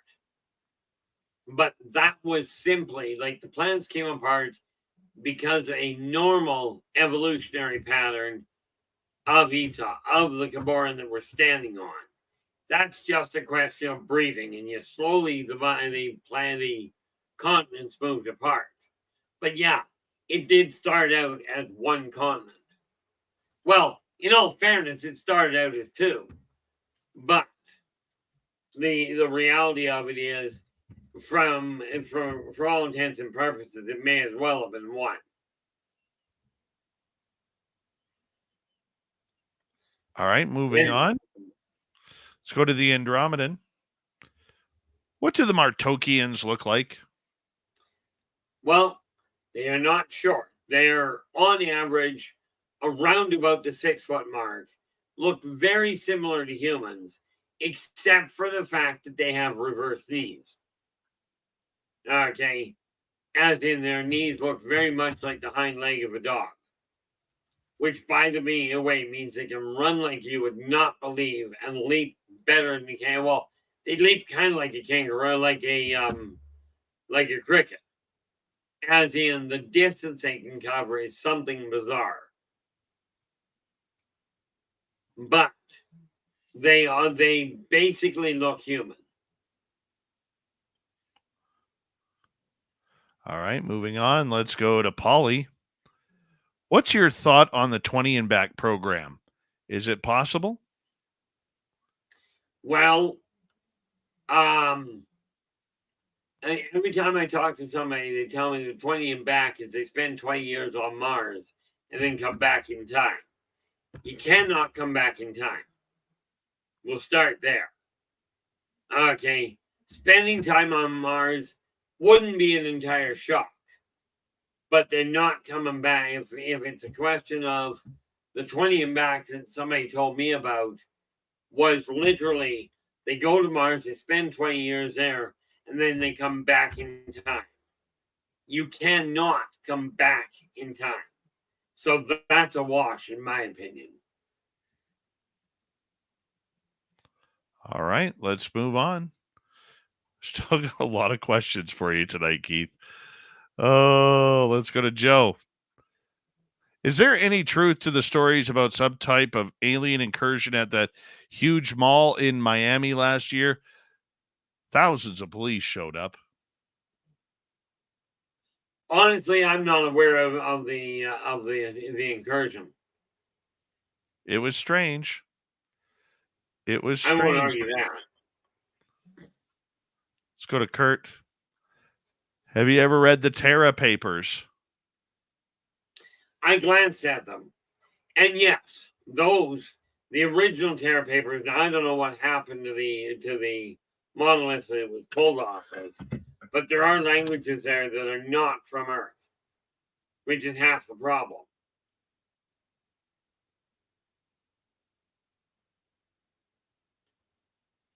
That's one of the few things I actually know what you're referring to.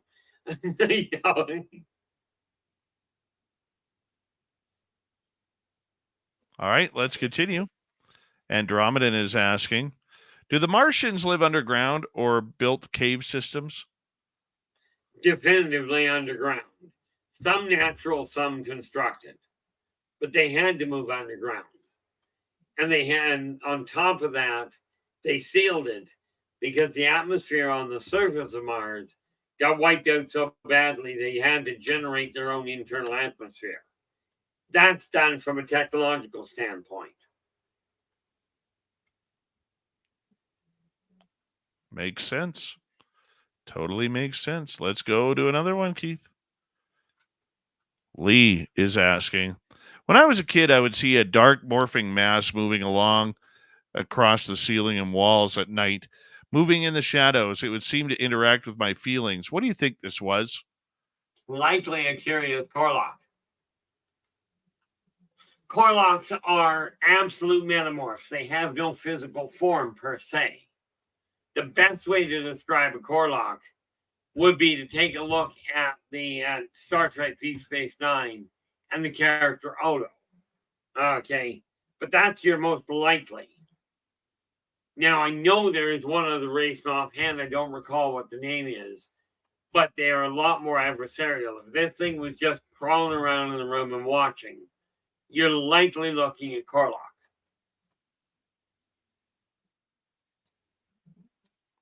Those darn Corlocks, always stirring it up. Blue Cruz is asking, the Farsight Institute's contact with various benevolent aliens has been given information that the U.S. mass media is aware of underground bases activities to be released in Q1 of 2025. Your thoughts, Keith? Well, I won't debate whether or not they've been told that.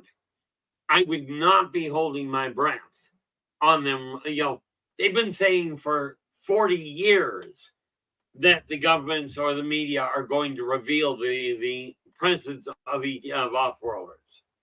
For 14 years, they've been saying this. I would not hold my breath waiting for it.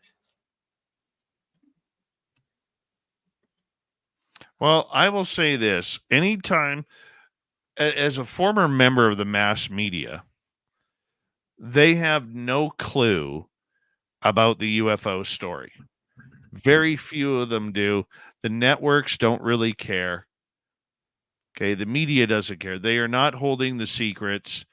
And anybody who thinks that the mass media has any part of this obviously doesn't know the ego and the bias that the mass media has against this subject. So I don't believe that one for a second. It's like people who claim that there are CIA agents working in every newsroom across the United States. There are not.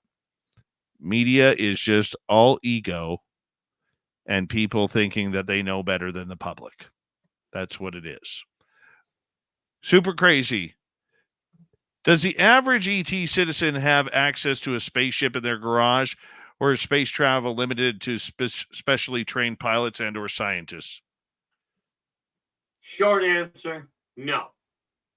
That's like asking if the average human has access to that fine little box that the president has. We do not, with all the special codes. The average off-worlder walks, flies, runs, however it transports. But not everybody has a rocket in their garage. Okay, that's kind of like asking if every rich person on Earth has easy access to an original Rolls Royce.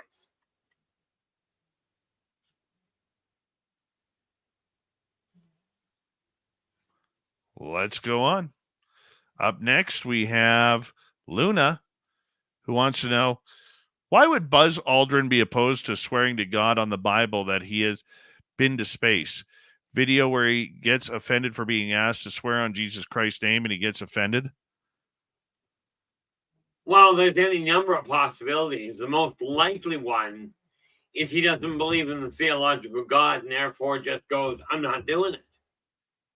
This does not mean he does not believe in God. The theological God is the God that is laid out in the Bible. And if he's against that, then he would absolutely refuse to do so. But it's got nothing to do with whether he believes that he's gone to space. I think he's been so sick and tired of being asked that question by the so-called skeptics that he's tired of it. So he doesn't even make sense. I think it's a lot easier answer than what we're trying to make it out to be. 2 minutes to go, Keith, before we go to break. Super Crazy is asking, do these technically advanced species still engage in warfare? Yes. How was that for a short answer? The Galactic Consortium's main flagship has a gun on it that, frankly, if you were to take the HMS Titanic and turn it broadside, you can slide it down the barrel and still have room to maneuver. Now, that thing fires a subquantum blast that will literally break the bond of molecular cohesion of anything it hits. These guys don't play with war. They look at what mankind does for war and go, you guys haven't got a clue what you're up to. But yeah, this is why I say off-worlders are no better than humans. They just have more advanced toys. Can we sneak in one more? Probably. All right. Let's go to ethanol. What has been the trade-off on knowing so much on these topics, Keith? Oh, that's the easy part. I don't relate to people on Earth very well at all. Don't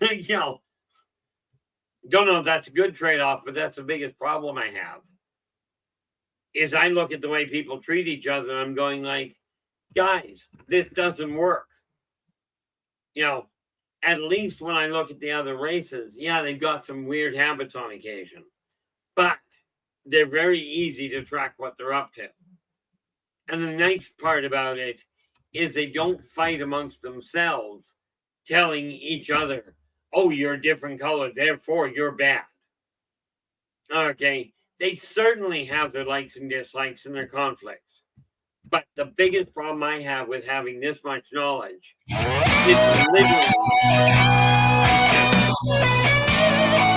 R Keith Andrews of the ET Connection continues right after this. This is Spaced Out Radio and your host, Dave Scott.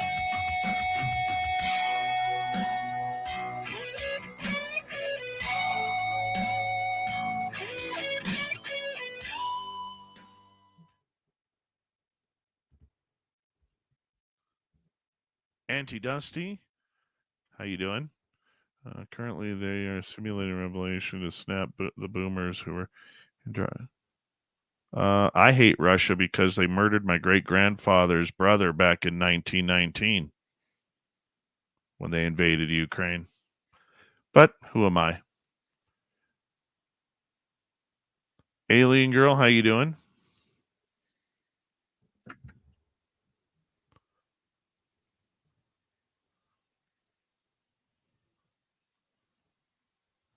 I don't know why we're talking politics in the chat room anyways. Where's my wrenches on that?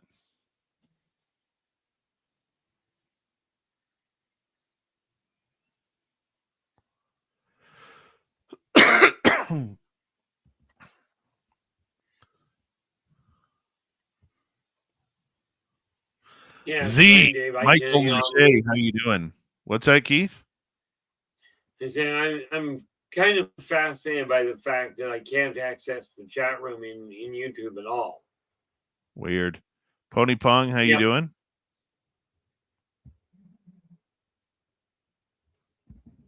I'm not taking any more questions, guys. I've got about 20 questions to get through to the top of the hour. We average about 12 questions every half an hour. So we got plenty of questions for the rest of the night. Illumino Hato, welcome to SOR chat.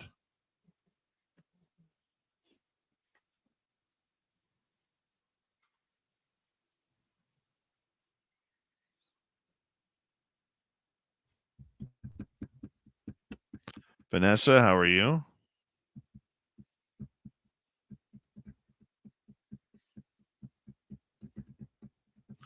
Why do I cut the stream when guests say juicy stuff? You just ended Keith's talk. That's not me. That's the timer that I have for our radio stations. Remember, we are not a podcast. We are not a YouTube channel. We are a live radio show first. The others are bonuses to what we do. And I have to time everything out to my radio channel. That's why it happens that way. It's not on purpose. There's no CIA agent sitting in my studio telling me when I have to cut things off. Okay.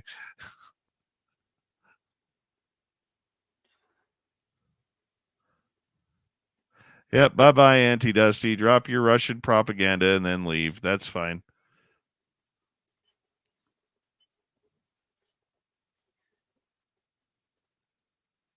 Hi, CS. How are you? Yeah. My viewership is low because I'm Ukrainian descent. Yeah, that's the reason why.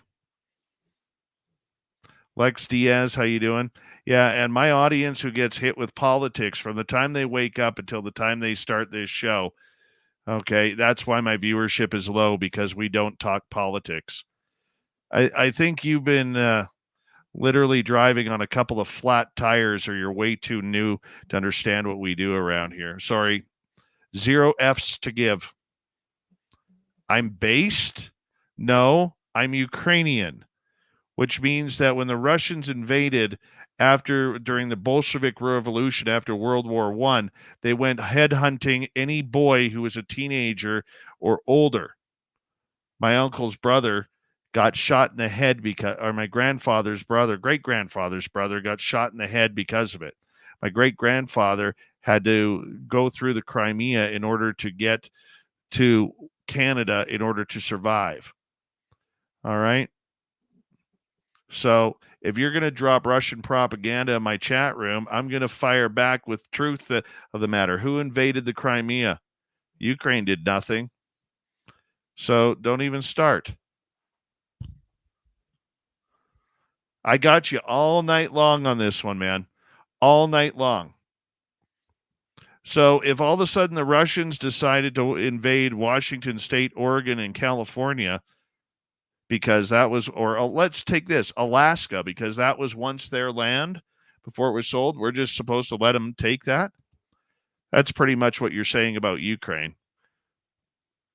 Based. How about facts?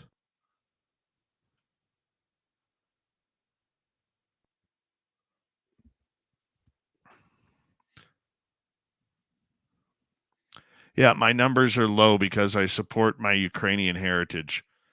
Just shaking my head.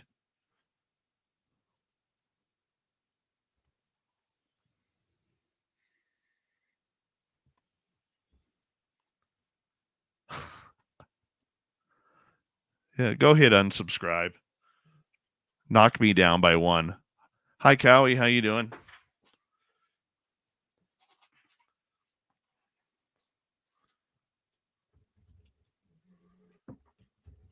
Whatever, bias-based. Who cares?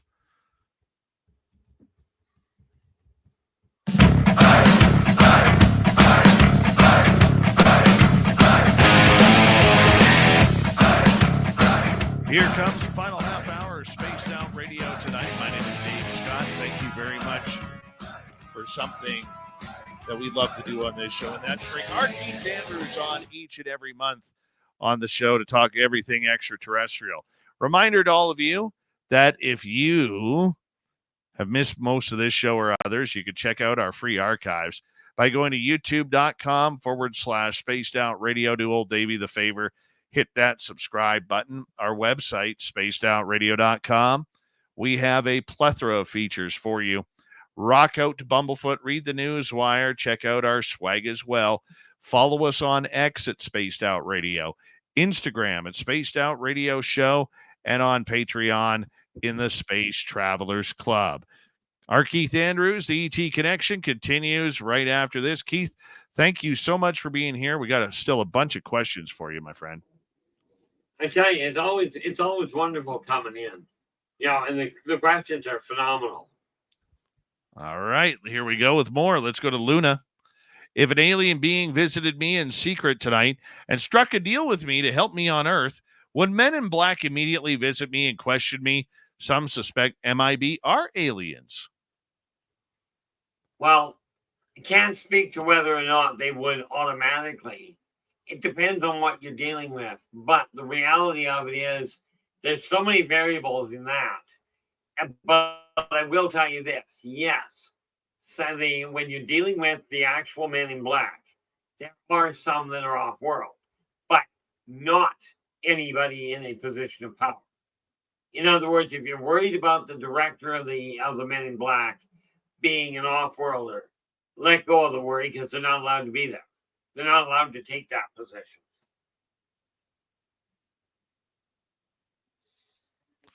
All right, let's move on, Keith. Let us go to Super Crazy. Do aliens love us? Do aliens love you? That Us. depends on People. Oh, as in humans. That depends on the alien. Some aliens find humans fascinating. Some find them creepy. Okay, there are some that find them way too squishy and way too fragile, which is why many of the off-worlders, when they're looking at coming to work on Earth, they literally go through months of training to figure out how to handle humans. Not just from a mental standpoint, but physically how to interact. Because I will tell you, you take a look at some of these guys, 20 Ren, it's really hard to convince them that, look, if somebody shakes your hand, they're not asking for you to eat it. Because the 20 Ren, you shake their hand, they will drop their stomach out of their forearm onto your hand and dissolve the thing while they're hanging on to it. Not necessarily a nice way to say hi. No, I hear you, my friend. I hear you. All right, let's go to Kurt. Did you ever hear of the integration that was built by ET? Or, Ingratron or integration? I may have said that wrong. I'm not sure. But built by ET and to be a resurrection chamber. I'm curious. Well, what humans call a resurrection chamber is essentially an accelerated healing chamber. And most of the time, if somebody is actually dead, you can't resurrect them. But what humans see as being dead is not actually dead. But do the chambers exist? The answer is yes. The Eniod are actually the ones that have the best ones. Of course, the Eniod have a neat little tool that enables them to operate inside a body without breaking the skin.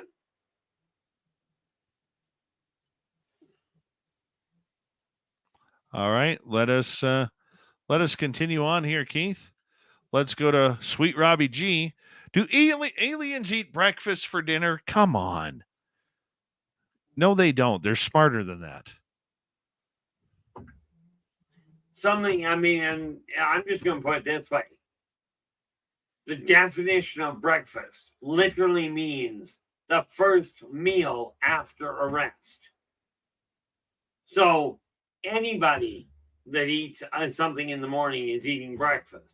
Now, as far as do they eat what is traditionally called breakfast, Dave looks at it one way, I look at it another.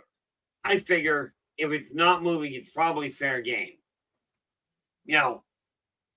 But that's always been my metabolism. And aliens are very much the same way. Some have very definitive routines of what they will eat or what they won't eat. Others are very lackadaisical about it.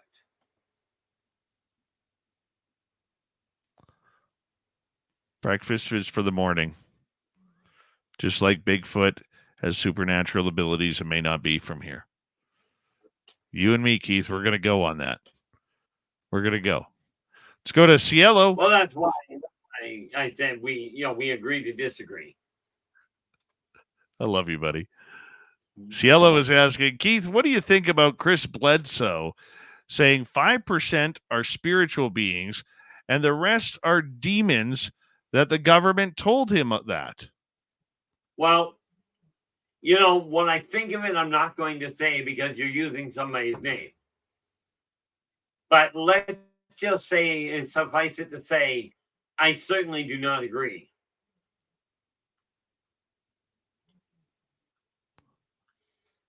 There are other ways I can put it, but on air, this is not the place to do that. Drop me a line if you want an honest answer, but there is no way I'm going to say it online. That's in deference, quite frankly, to Dave's show. And I don't need the lawsuit. Well, this is what I would say about that. I believe that Chris Bledsoe, and I know Chris, he is a wonderful, wonderful man, and he has a heart the size of the United States. And I would tend to agree with you. I've met them. And I think that because he is a very, very religious and faith-fearing man, God-fearing man, that I think he at times may misconstrue it, as a lot of religious people do. That isn't a shot against him. I would love to ask him that.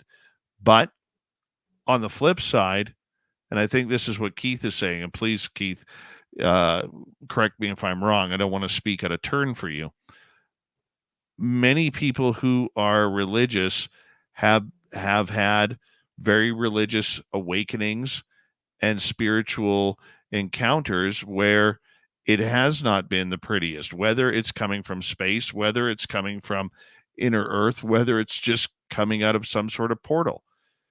And Chris, I believe, is very real, very connected, but not everything that comes from space should be feared. Oh, I definitely feel, yeah. Fearing the people from off-world, it doesn't add up to useful. And I've met Chris myself, and I do agree with you. He's a wonderful man, but that particular concept is a whole different ballgame. Agreed. Let's go to Mistral. Did humans come from Mars? No.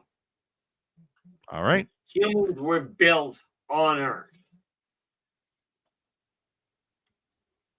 And they were put together for war on Earth.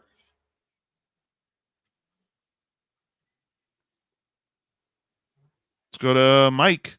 How far away are we from public space traveling?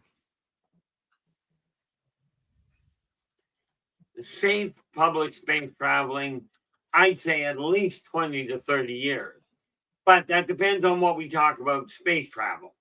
I'm referring to getting off of Earth, going into orbit, maybe getting to the moon. Getting to the moon is probably closer to 50. But if you're referring to the idea of going from planet to planet, even into the solar system, you're likely looking at close to 100 years. And that's not even counting the concept of interstellar travel. That's down the road even further. Moving on. Next is Art over on LinkedIn. Can extraterrestrials move their planet from one star system to another? Or didn't we ask that already? You did. I think somebody else asked it, though. Okay. Like, I don't feel that's a repeat. It's a repeat question, just not from the same person. The Andromedan wants to know, Keith, what do you think about Vulcans? Are they real? Well, Vulcans are real, but if you're asking the Vulcans from Star Trek, no. Vulcans are a crystalline race living on Vulcan just inside the front of the sun's photosphere. Okay, sorry, just inside the sun's coronosphere. Okay, they are a crystalline race. They are also triped. Okay, meaning they've got 3 feet. But they are very real. They're just not green. They're not just not green, green pointy-eared elves.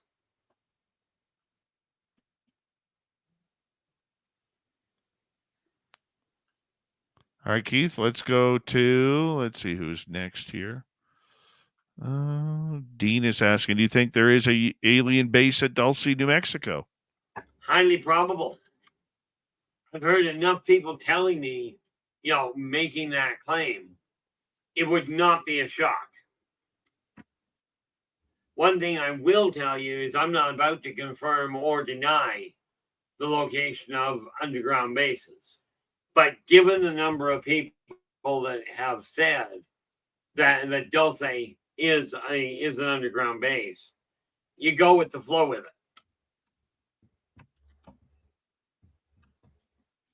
Let us go to the next one. Deadman is asking, why can't vampires look at mirrors? They can. They just don't. There's a lot of things that Hollywood did to the vampire race that was, shall we say, a little bit hyper extended. One of the biggest reasons why they have trouble seeing themselves in mirrors is because of the speed they are constantly moving. If you take your hand and wave it really fast in front of you, you're not going to see it either. They just do that on a cellular level.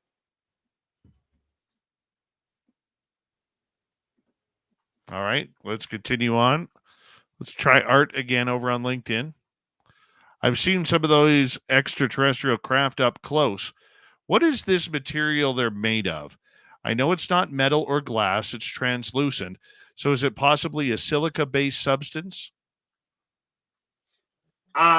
Depending on which one we're referring to, it's more like silica-based, no. More often than not, it's silica laced, but it's actually more a plant-like base, depending on the speed on the ship. Okay, that metal is literally a mix. Like, there's a metal that you can get that they've got that you can take a sheet of it, ball it up, let go of it, and it'll go right back to the original form. That's because it is a mix.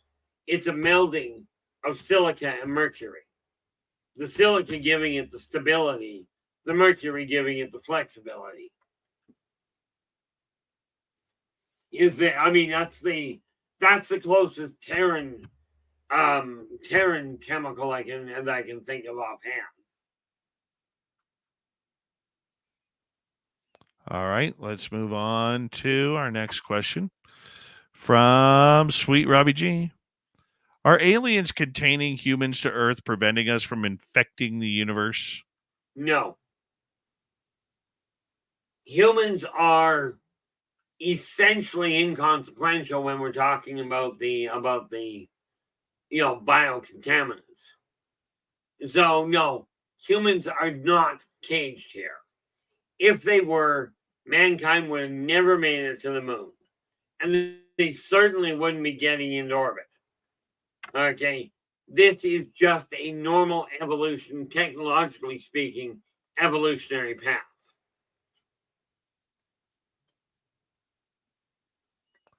All right.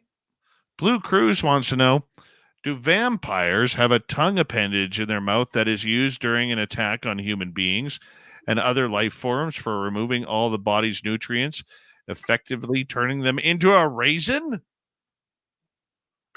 No. Although, on the other hand, the Fuentiran do.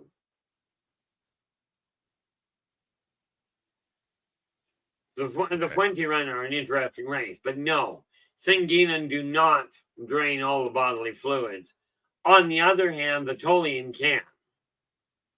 The Tolian are arachnids, and they can drain somebody. Fortunately, they're not really that crucial, that volatile, if you will. All right, buddy. Super Crazy wants to know, are there any ET species that would be very willing to eat humans? You want a list? Almost every reptilian and or almost every reptilian and most of the what are they called? Forgot what they're called now. But the animal, the ones that are basically tomatogus. No, not tomatogus. What the heck are they called? Not going to worry about it. But there's a lot of races, any that are carnivorous, will readily eat a human if it's available. I mean, that's kind of like going, well, are there any cats, any big cats on Earth that would eat a human? Most of them will.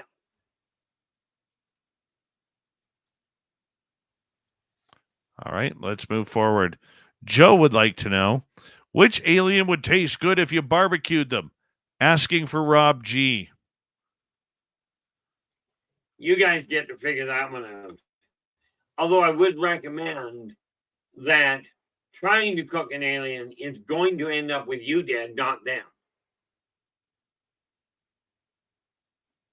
I mean, it's kind of like asking people, does rattlesnake taste good? It's an individual thing.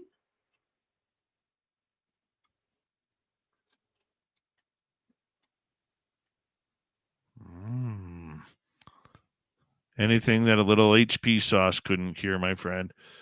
2 minutes to go. Kurt wants to know, Keith, you think anything extraordinary will happen in 2025? I think there's going to be a lot of extraordinary things happening. The one I'm hoping happens is that people start actually looking at each other and realizing, regardless of where you are on the planet, you're still people. And regardless of what off-world you're seeing, they're still people. It's not because everybody wants the same thing, literally. You desire to be treated with respect, listen to, you want a roof over your head, proper food in your face. Okay, people are people, and I'm hoping that people will start to get this message. But if you're asking, is there going to be some sort of massive disclosure? Don't hold your breath on it.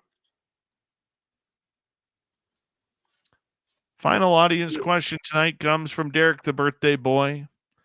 R. Keith, for those who believe in reincarnation, is it possible for one to see the ghost of their past life person? If so, would they feel a connection to it? If it's their past life, if it's their own past life, the answer is no, because they're in the present. However, is it possible to see the ghost of another person that was in their past life? The answer is absolutely yes. Happens quite frequently.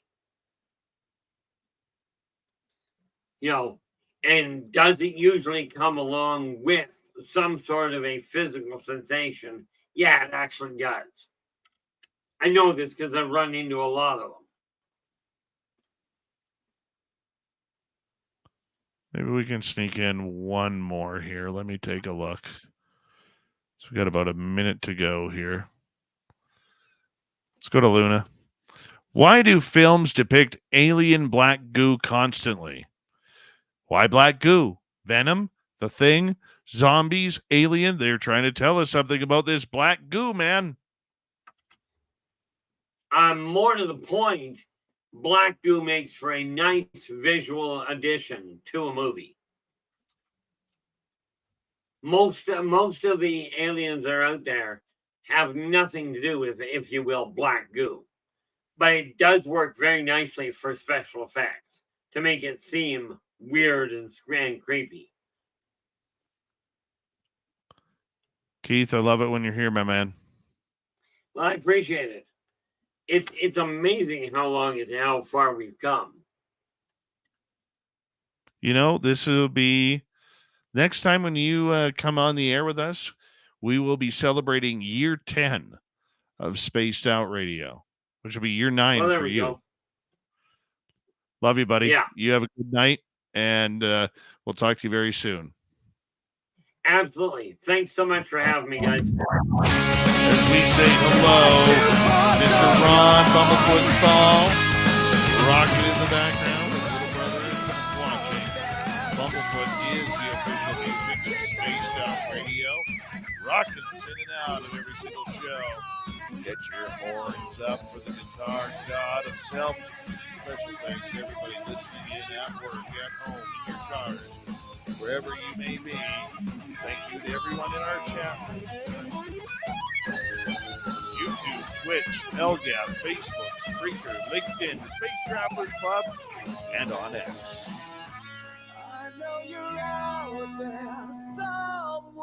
Remember, this show is copyright by Spaced Out Radio and SOR Media Ventures Limited. Thank you so much for choosing to share your evening with us. Because together, my friends, we're watching. We own the night. Mr. Bumblefoot, we need a favor. We need you to take us home.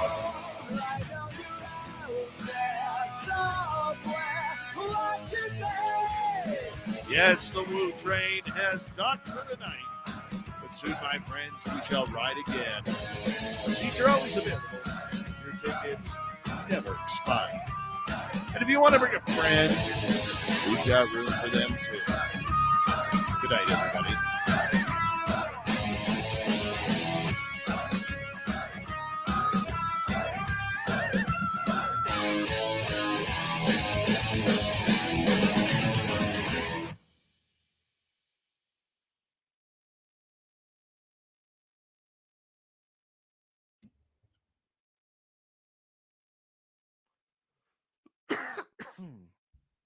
On A. Yeah. So just a funny joke between On A and I. It started in Reno where we just look at each other. I'm like, On A. And she's like, Dave. And I'm like, On A. And she's like, Dave. And she's like, Dave. And then I'm like, On A. Then she'll go, Dave. And I'll be like, On A. And literally, that was like a 45-minute conversation in Reno. Yeah. So it's the way it rolls, man. That's how we do it.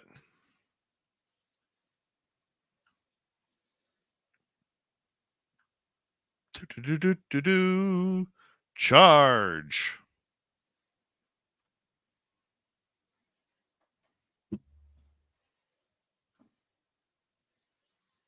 Well, Dave. All right, Keith. I know you want to head to bed, buddy.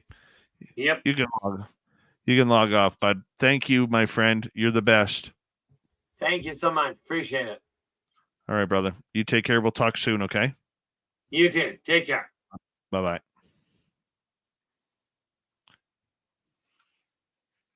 It is true. Read what Tim Mothman said. I witnessed the conversation.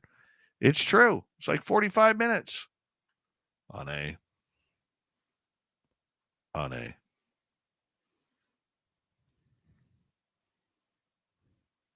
Yeah, my back was really killing me later this afternoon. So right before the show, I had a shower, got my hair wet. It was looking good. But look how thick that mop is. Like, can't do anything with it. Oh, the lack of male pattern baldness just kills me sometimes. It does. Can't make that up.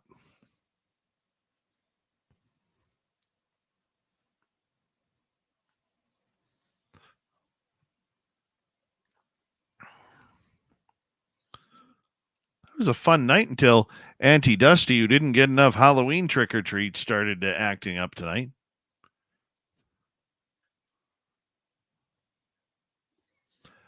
I love how when they complain, it's always like, no wonder your show doesn't have enough subscribers. No wonder why you're not growing. You must be CIA. Then you get into the boomer bullshit, which I'm not even a boomer. I'm a Gen Xer. And like most Gen Xers, I don't give a you know what.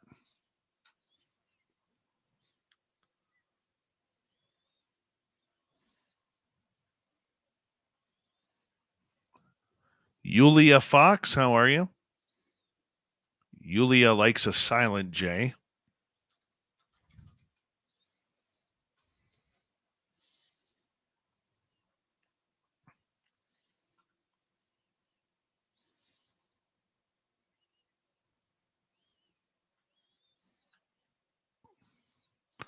I'd be really surprised if there was anybody under the age of 40 here or 35. I'd be shocked.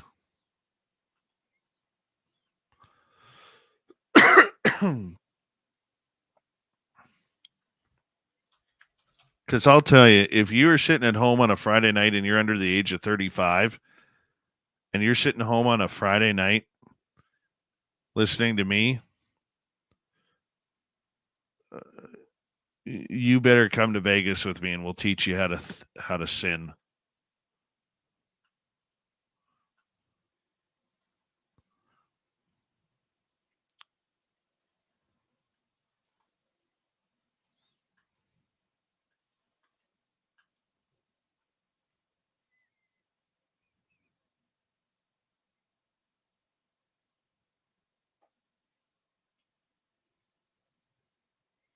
By the way, according to Auntie Dusty, I am CIA.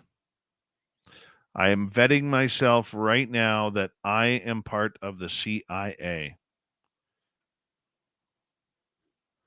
If you're more than listening to this, you're actually watching, you would see me eye roll. I'm CIA. Canadian Intelligence Agency.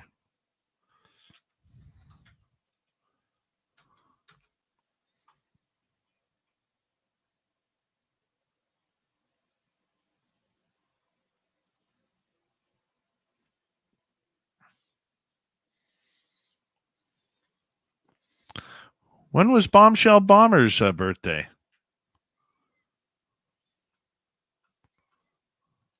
Rose Demaray is here right now. Rose Demaray.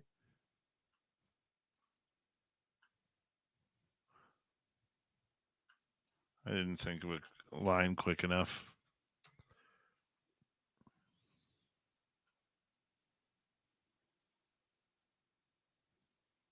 Rose Demaray. Yep, I'm in bed early listening to SOR on a Friday night. Oh, then we have one listener under the age of 35. One.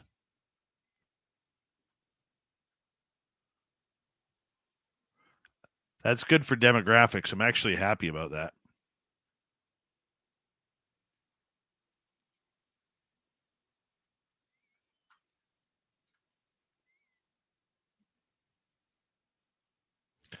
Here's a question for you all.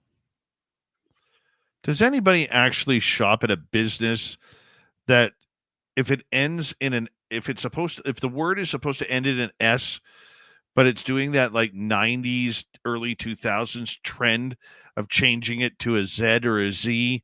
Does anybody ever shop there anymore? That was like the worst trend ever. Am I wrong? Or one of them at least. Because everybody wanted to be tough and use the Z. Look, I've used a letter from the end of the alphabet and spelled it wrong because I'm tough.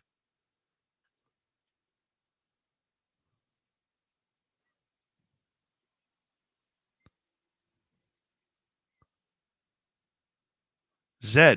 Z. You Americans call it Z. Proper English calls it Z.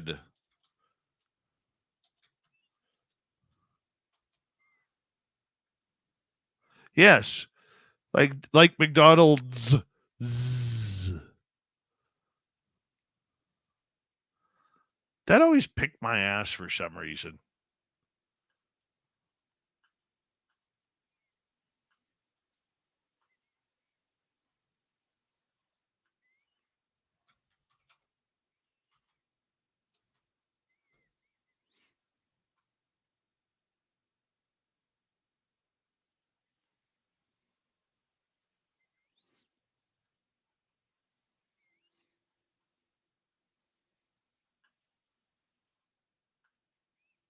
Guess it didn't bug anybody else. Maybe just me.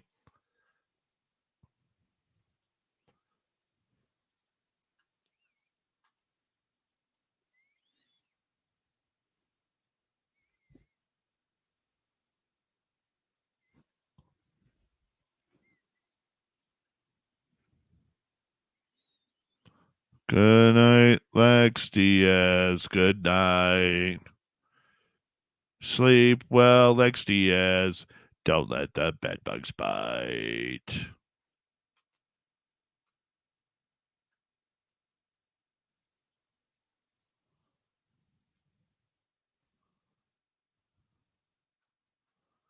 You also don't use $2 bills down there either,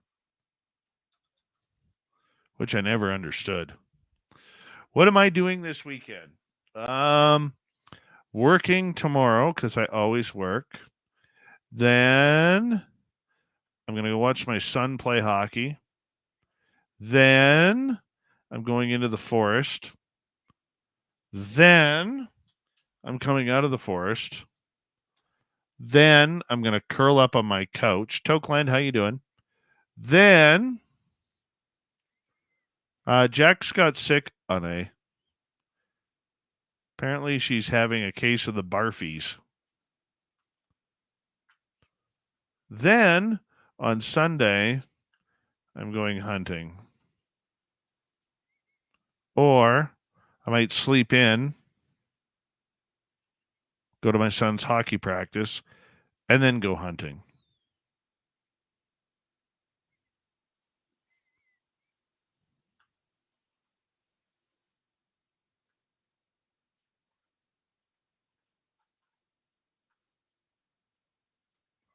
That's what I plan on doing.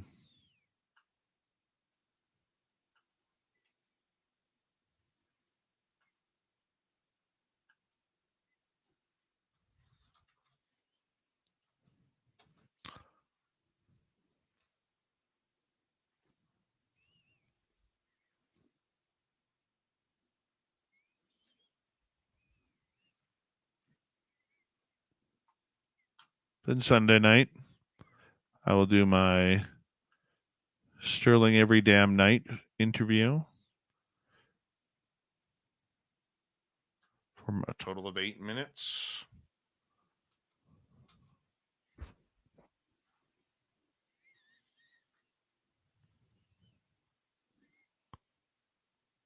Who doesn't have a shower with the phone on?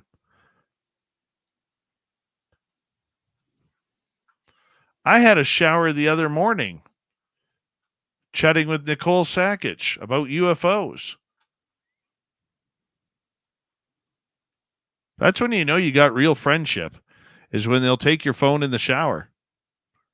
or take your call in the shower.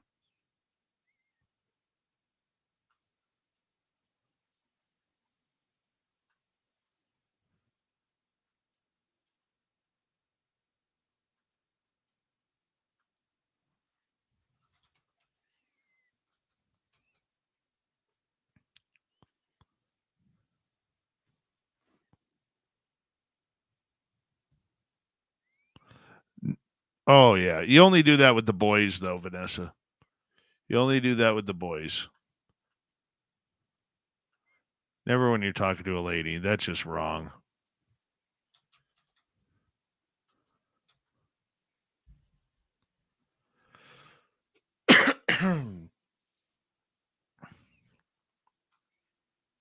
Peeing is one thing. Dropping a deuce while you're on the phone with a member of the opposite sex, that is taboo. No. Taboo. No. Because if you get one of those situations when your ass starts barking and wants to be part of the conversation too, that gets a little embarrassing. Just saying. I ain't taking that chance. Not taking that chance whatsoever.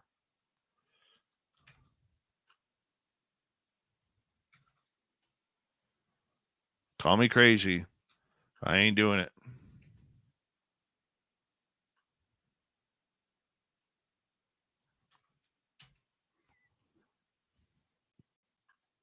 Not doing it.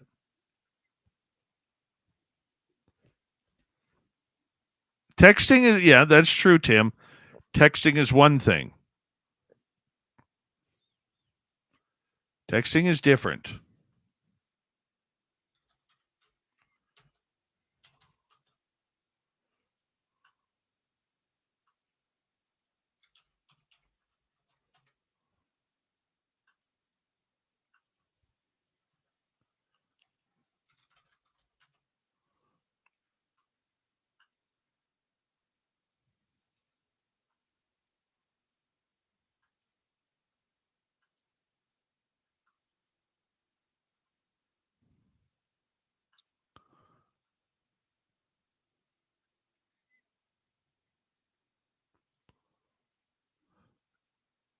It's snowing here as well. On a. Where'd Rose Demaray go? There she is. Yeah, it's snowing right here, right now.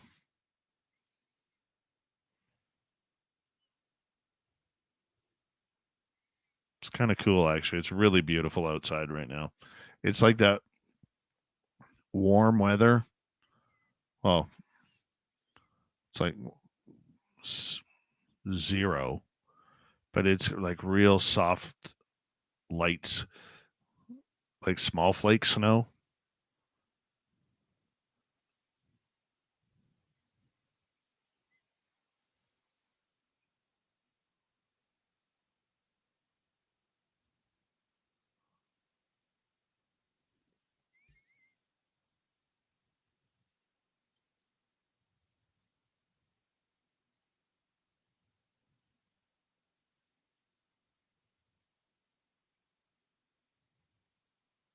I'm hungry.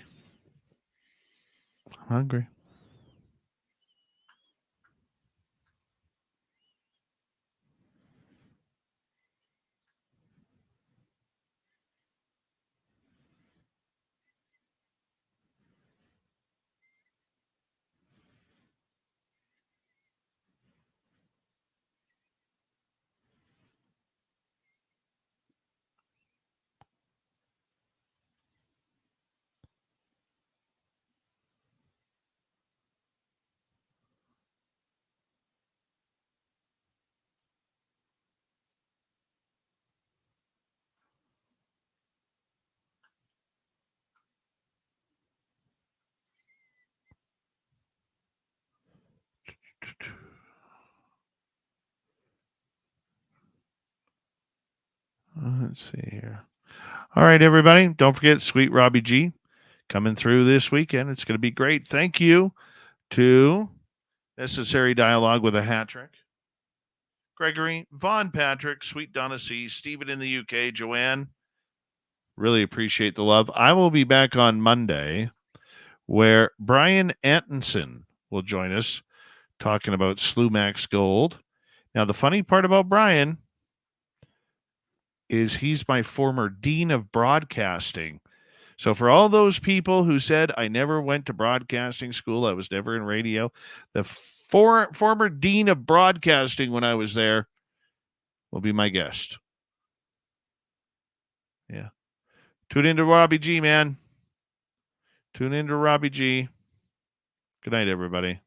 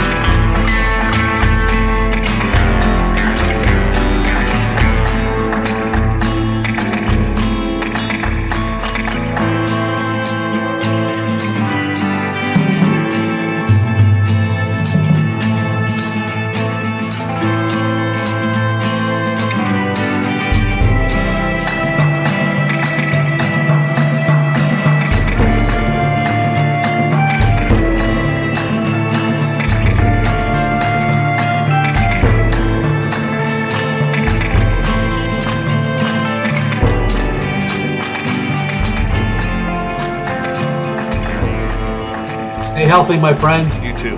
If you need bail money, give me a call. Always, Dad. Take care. You too.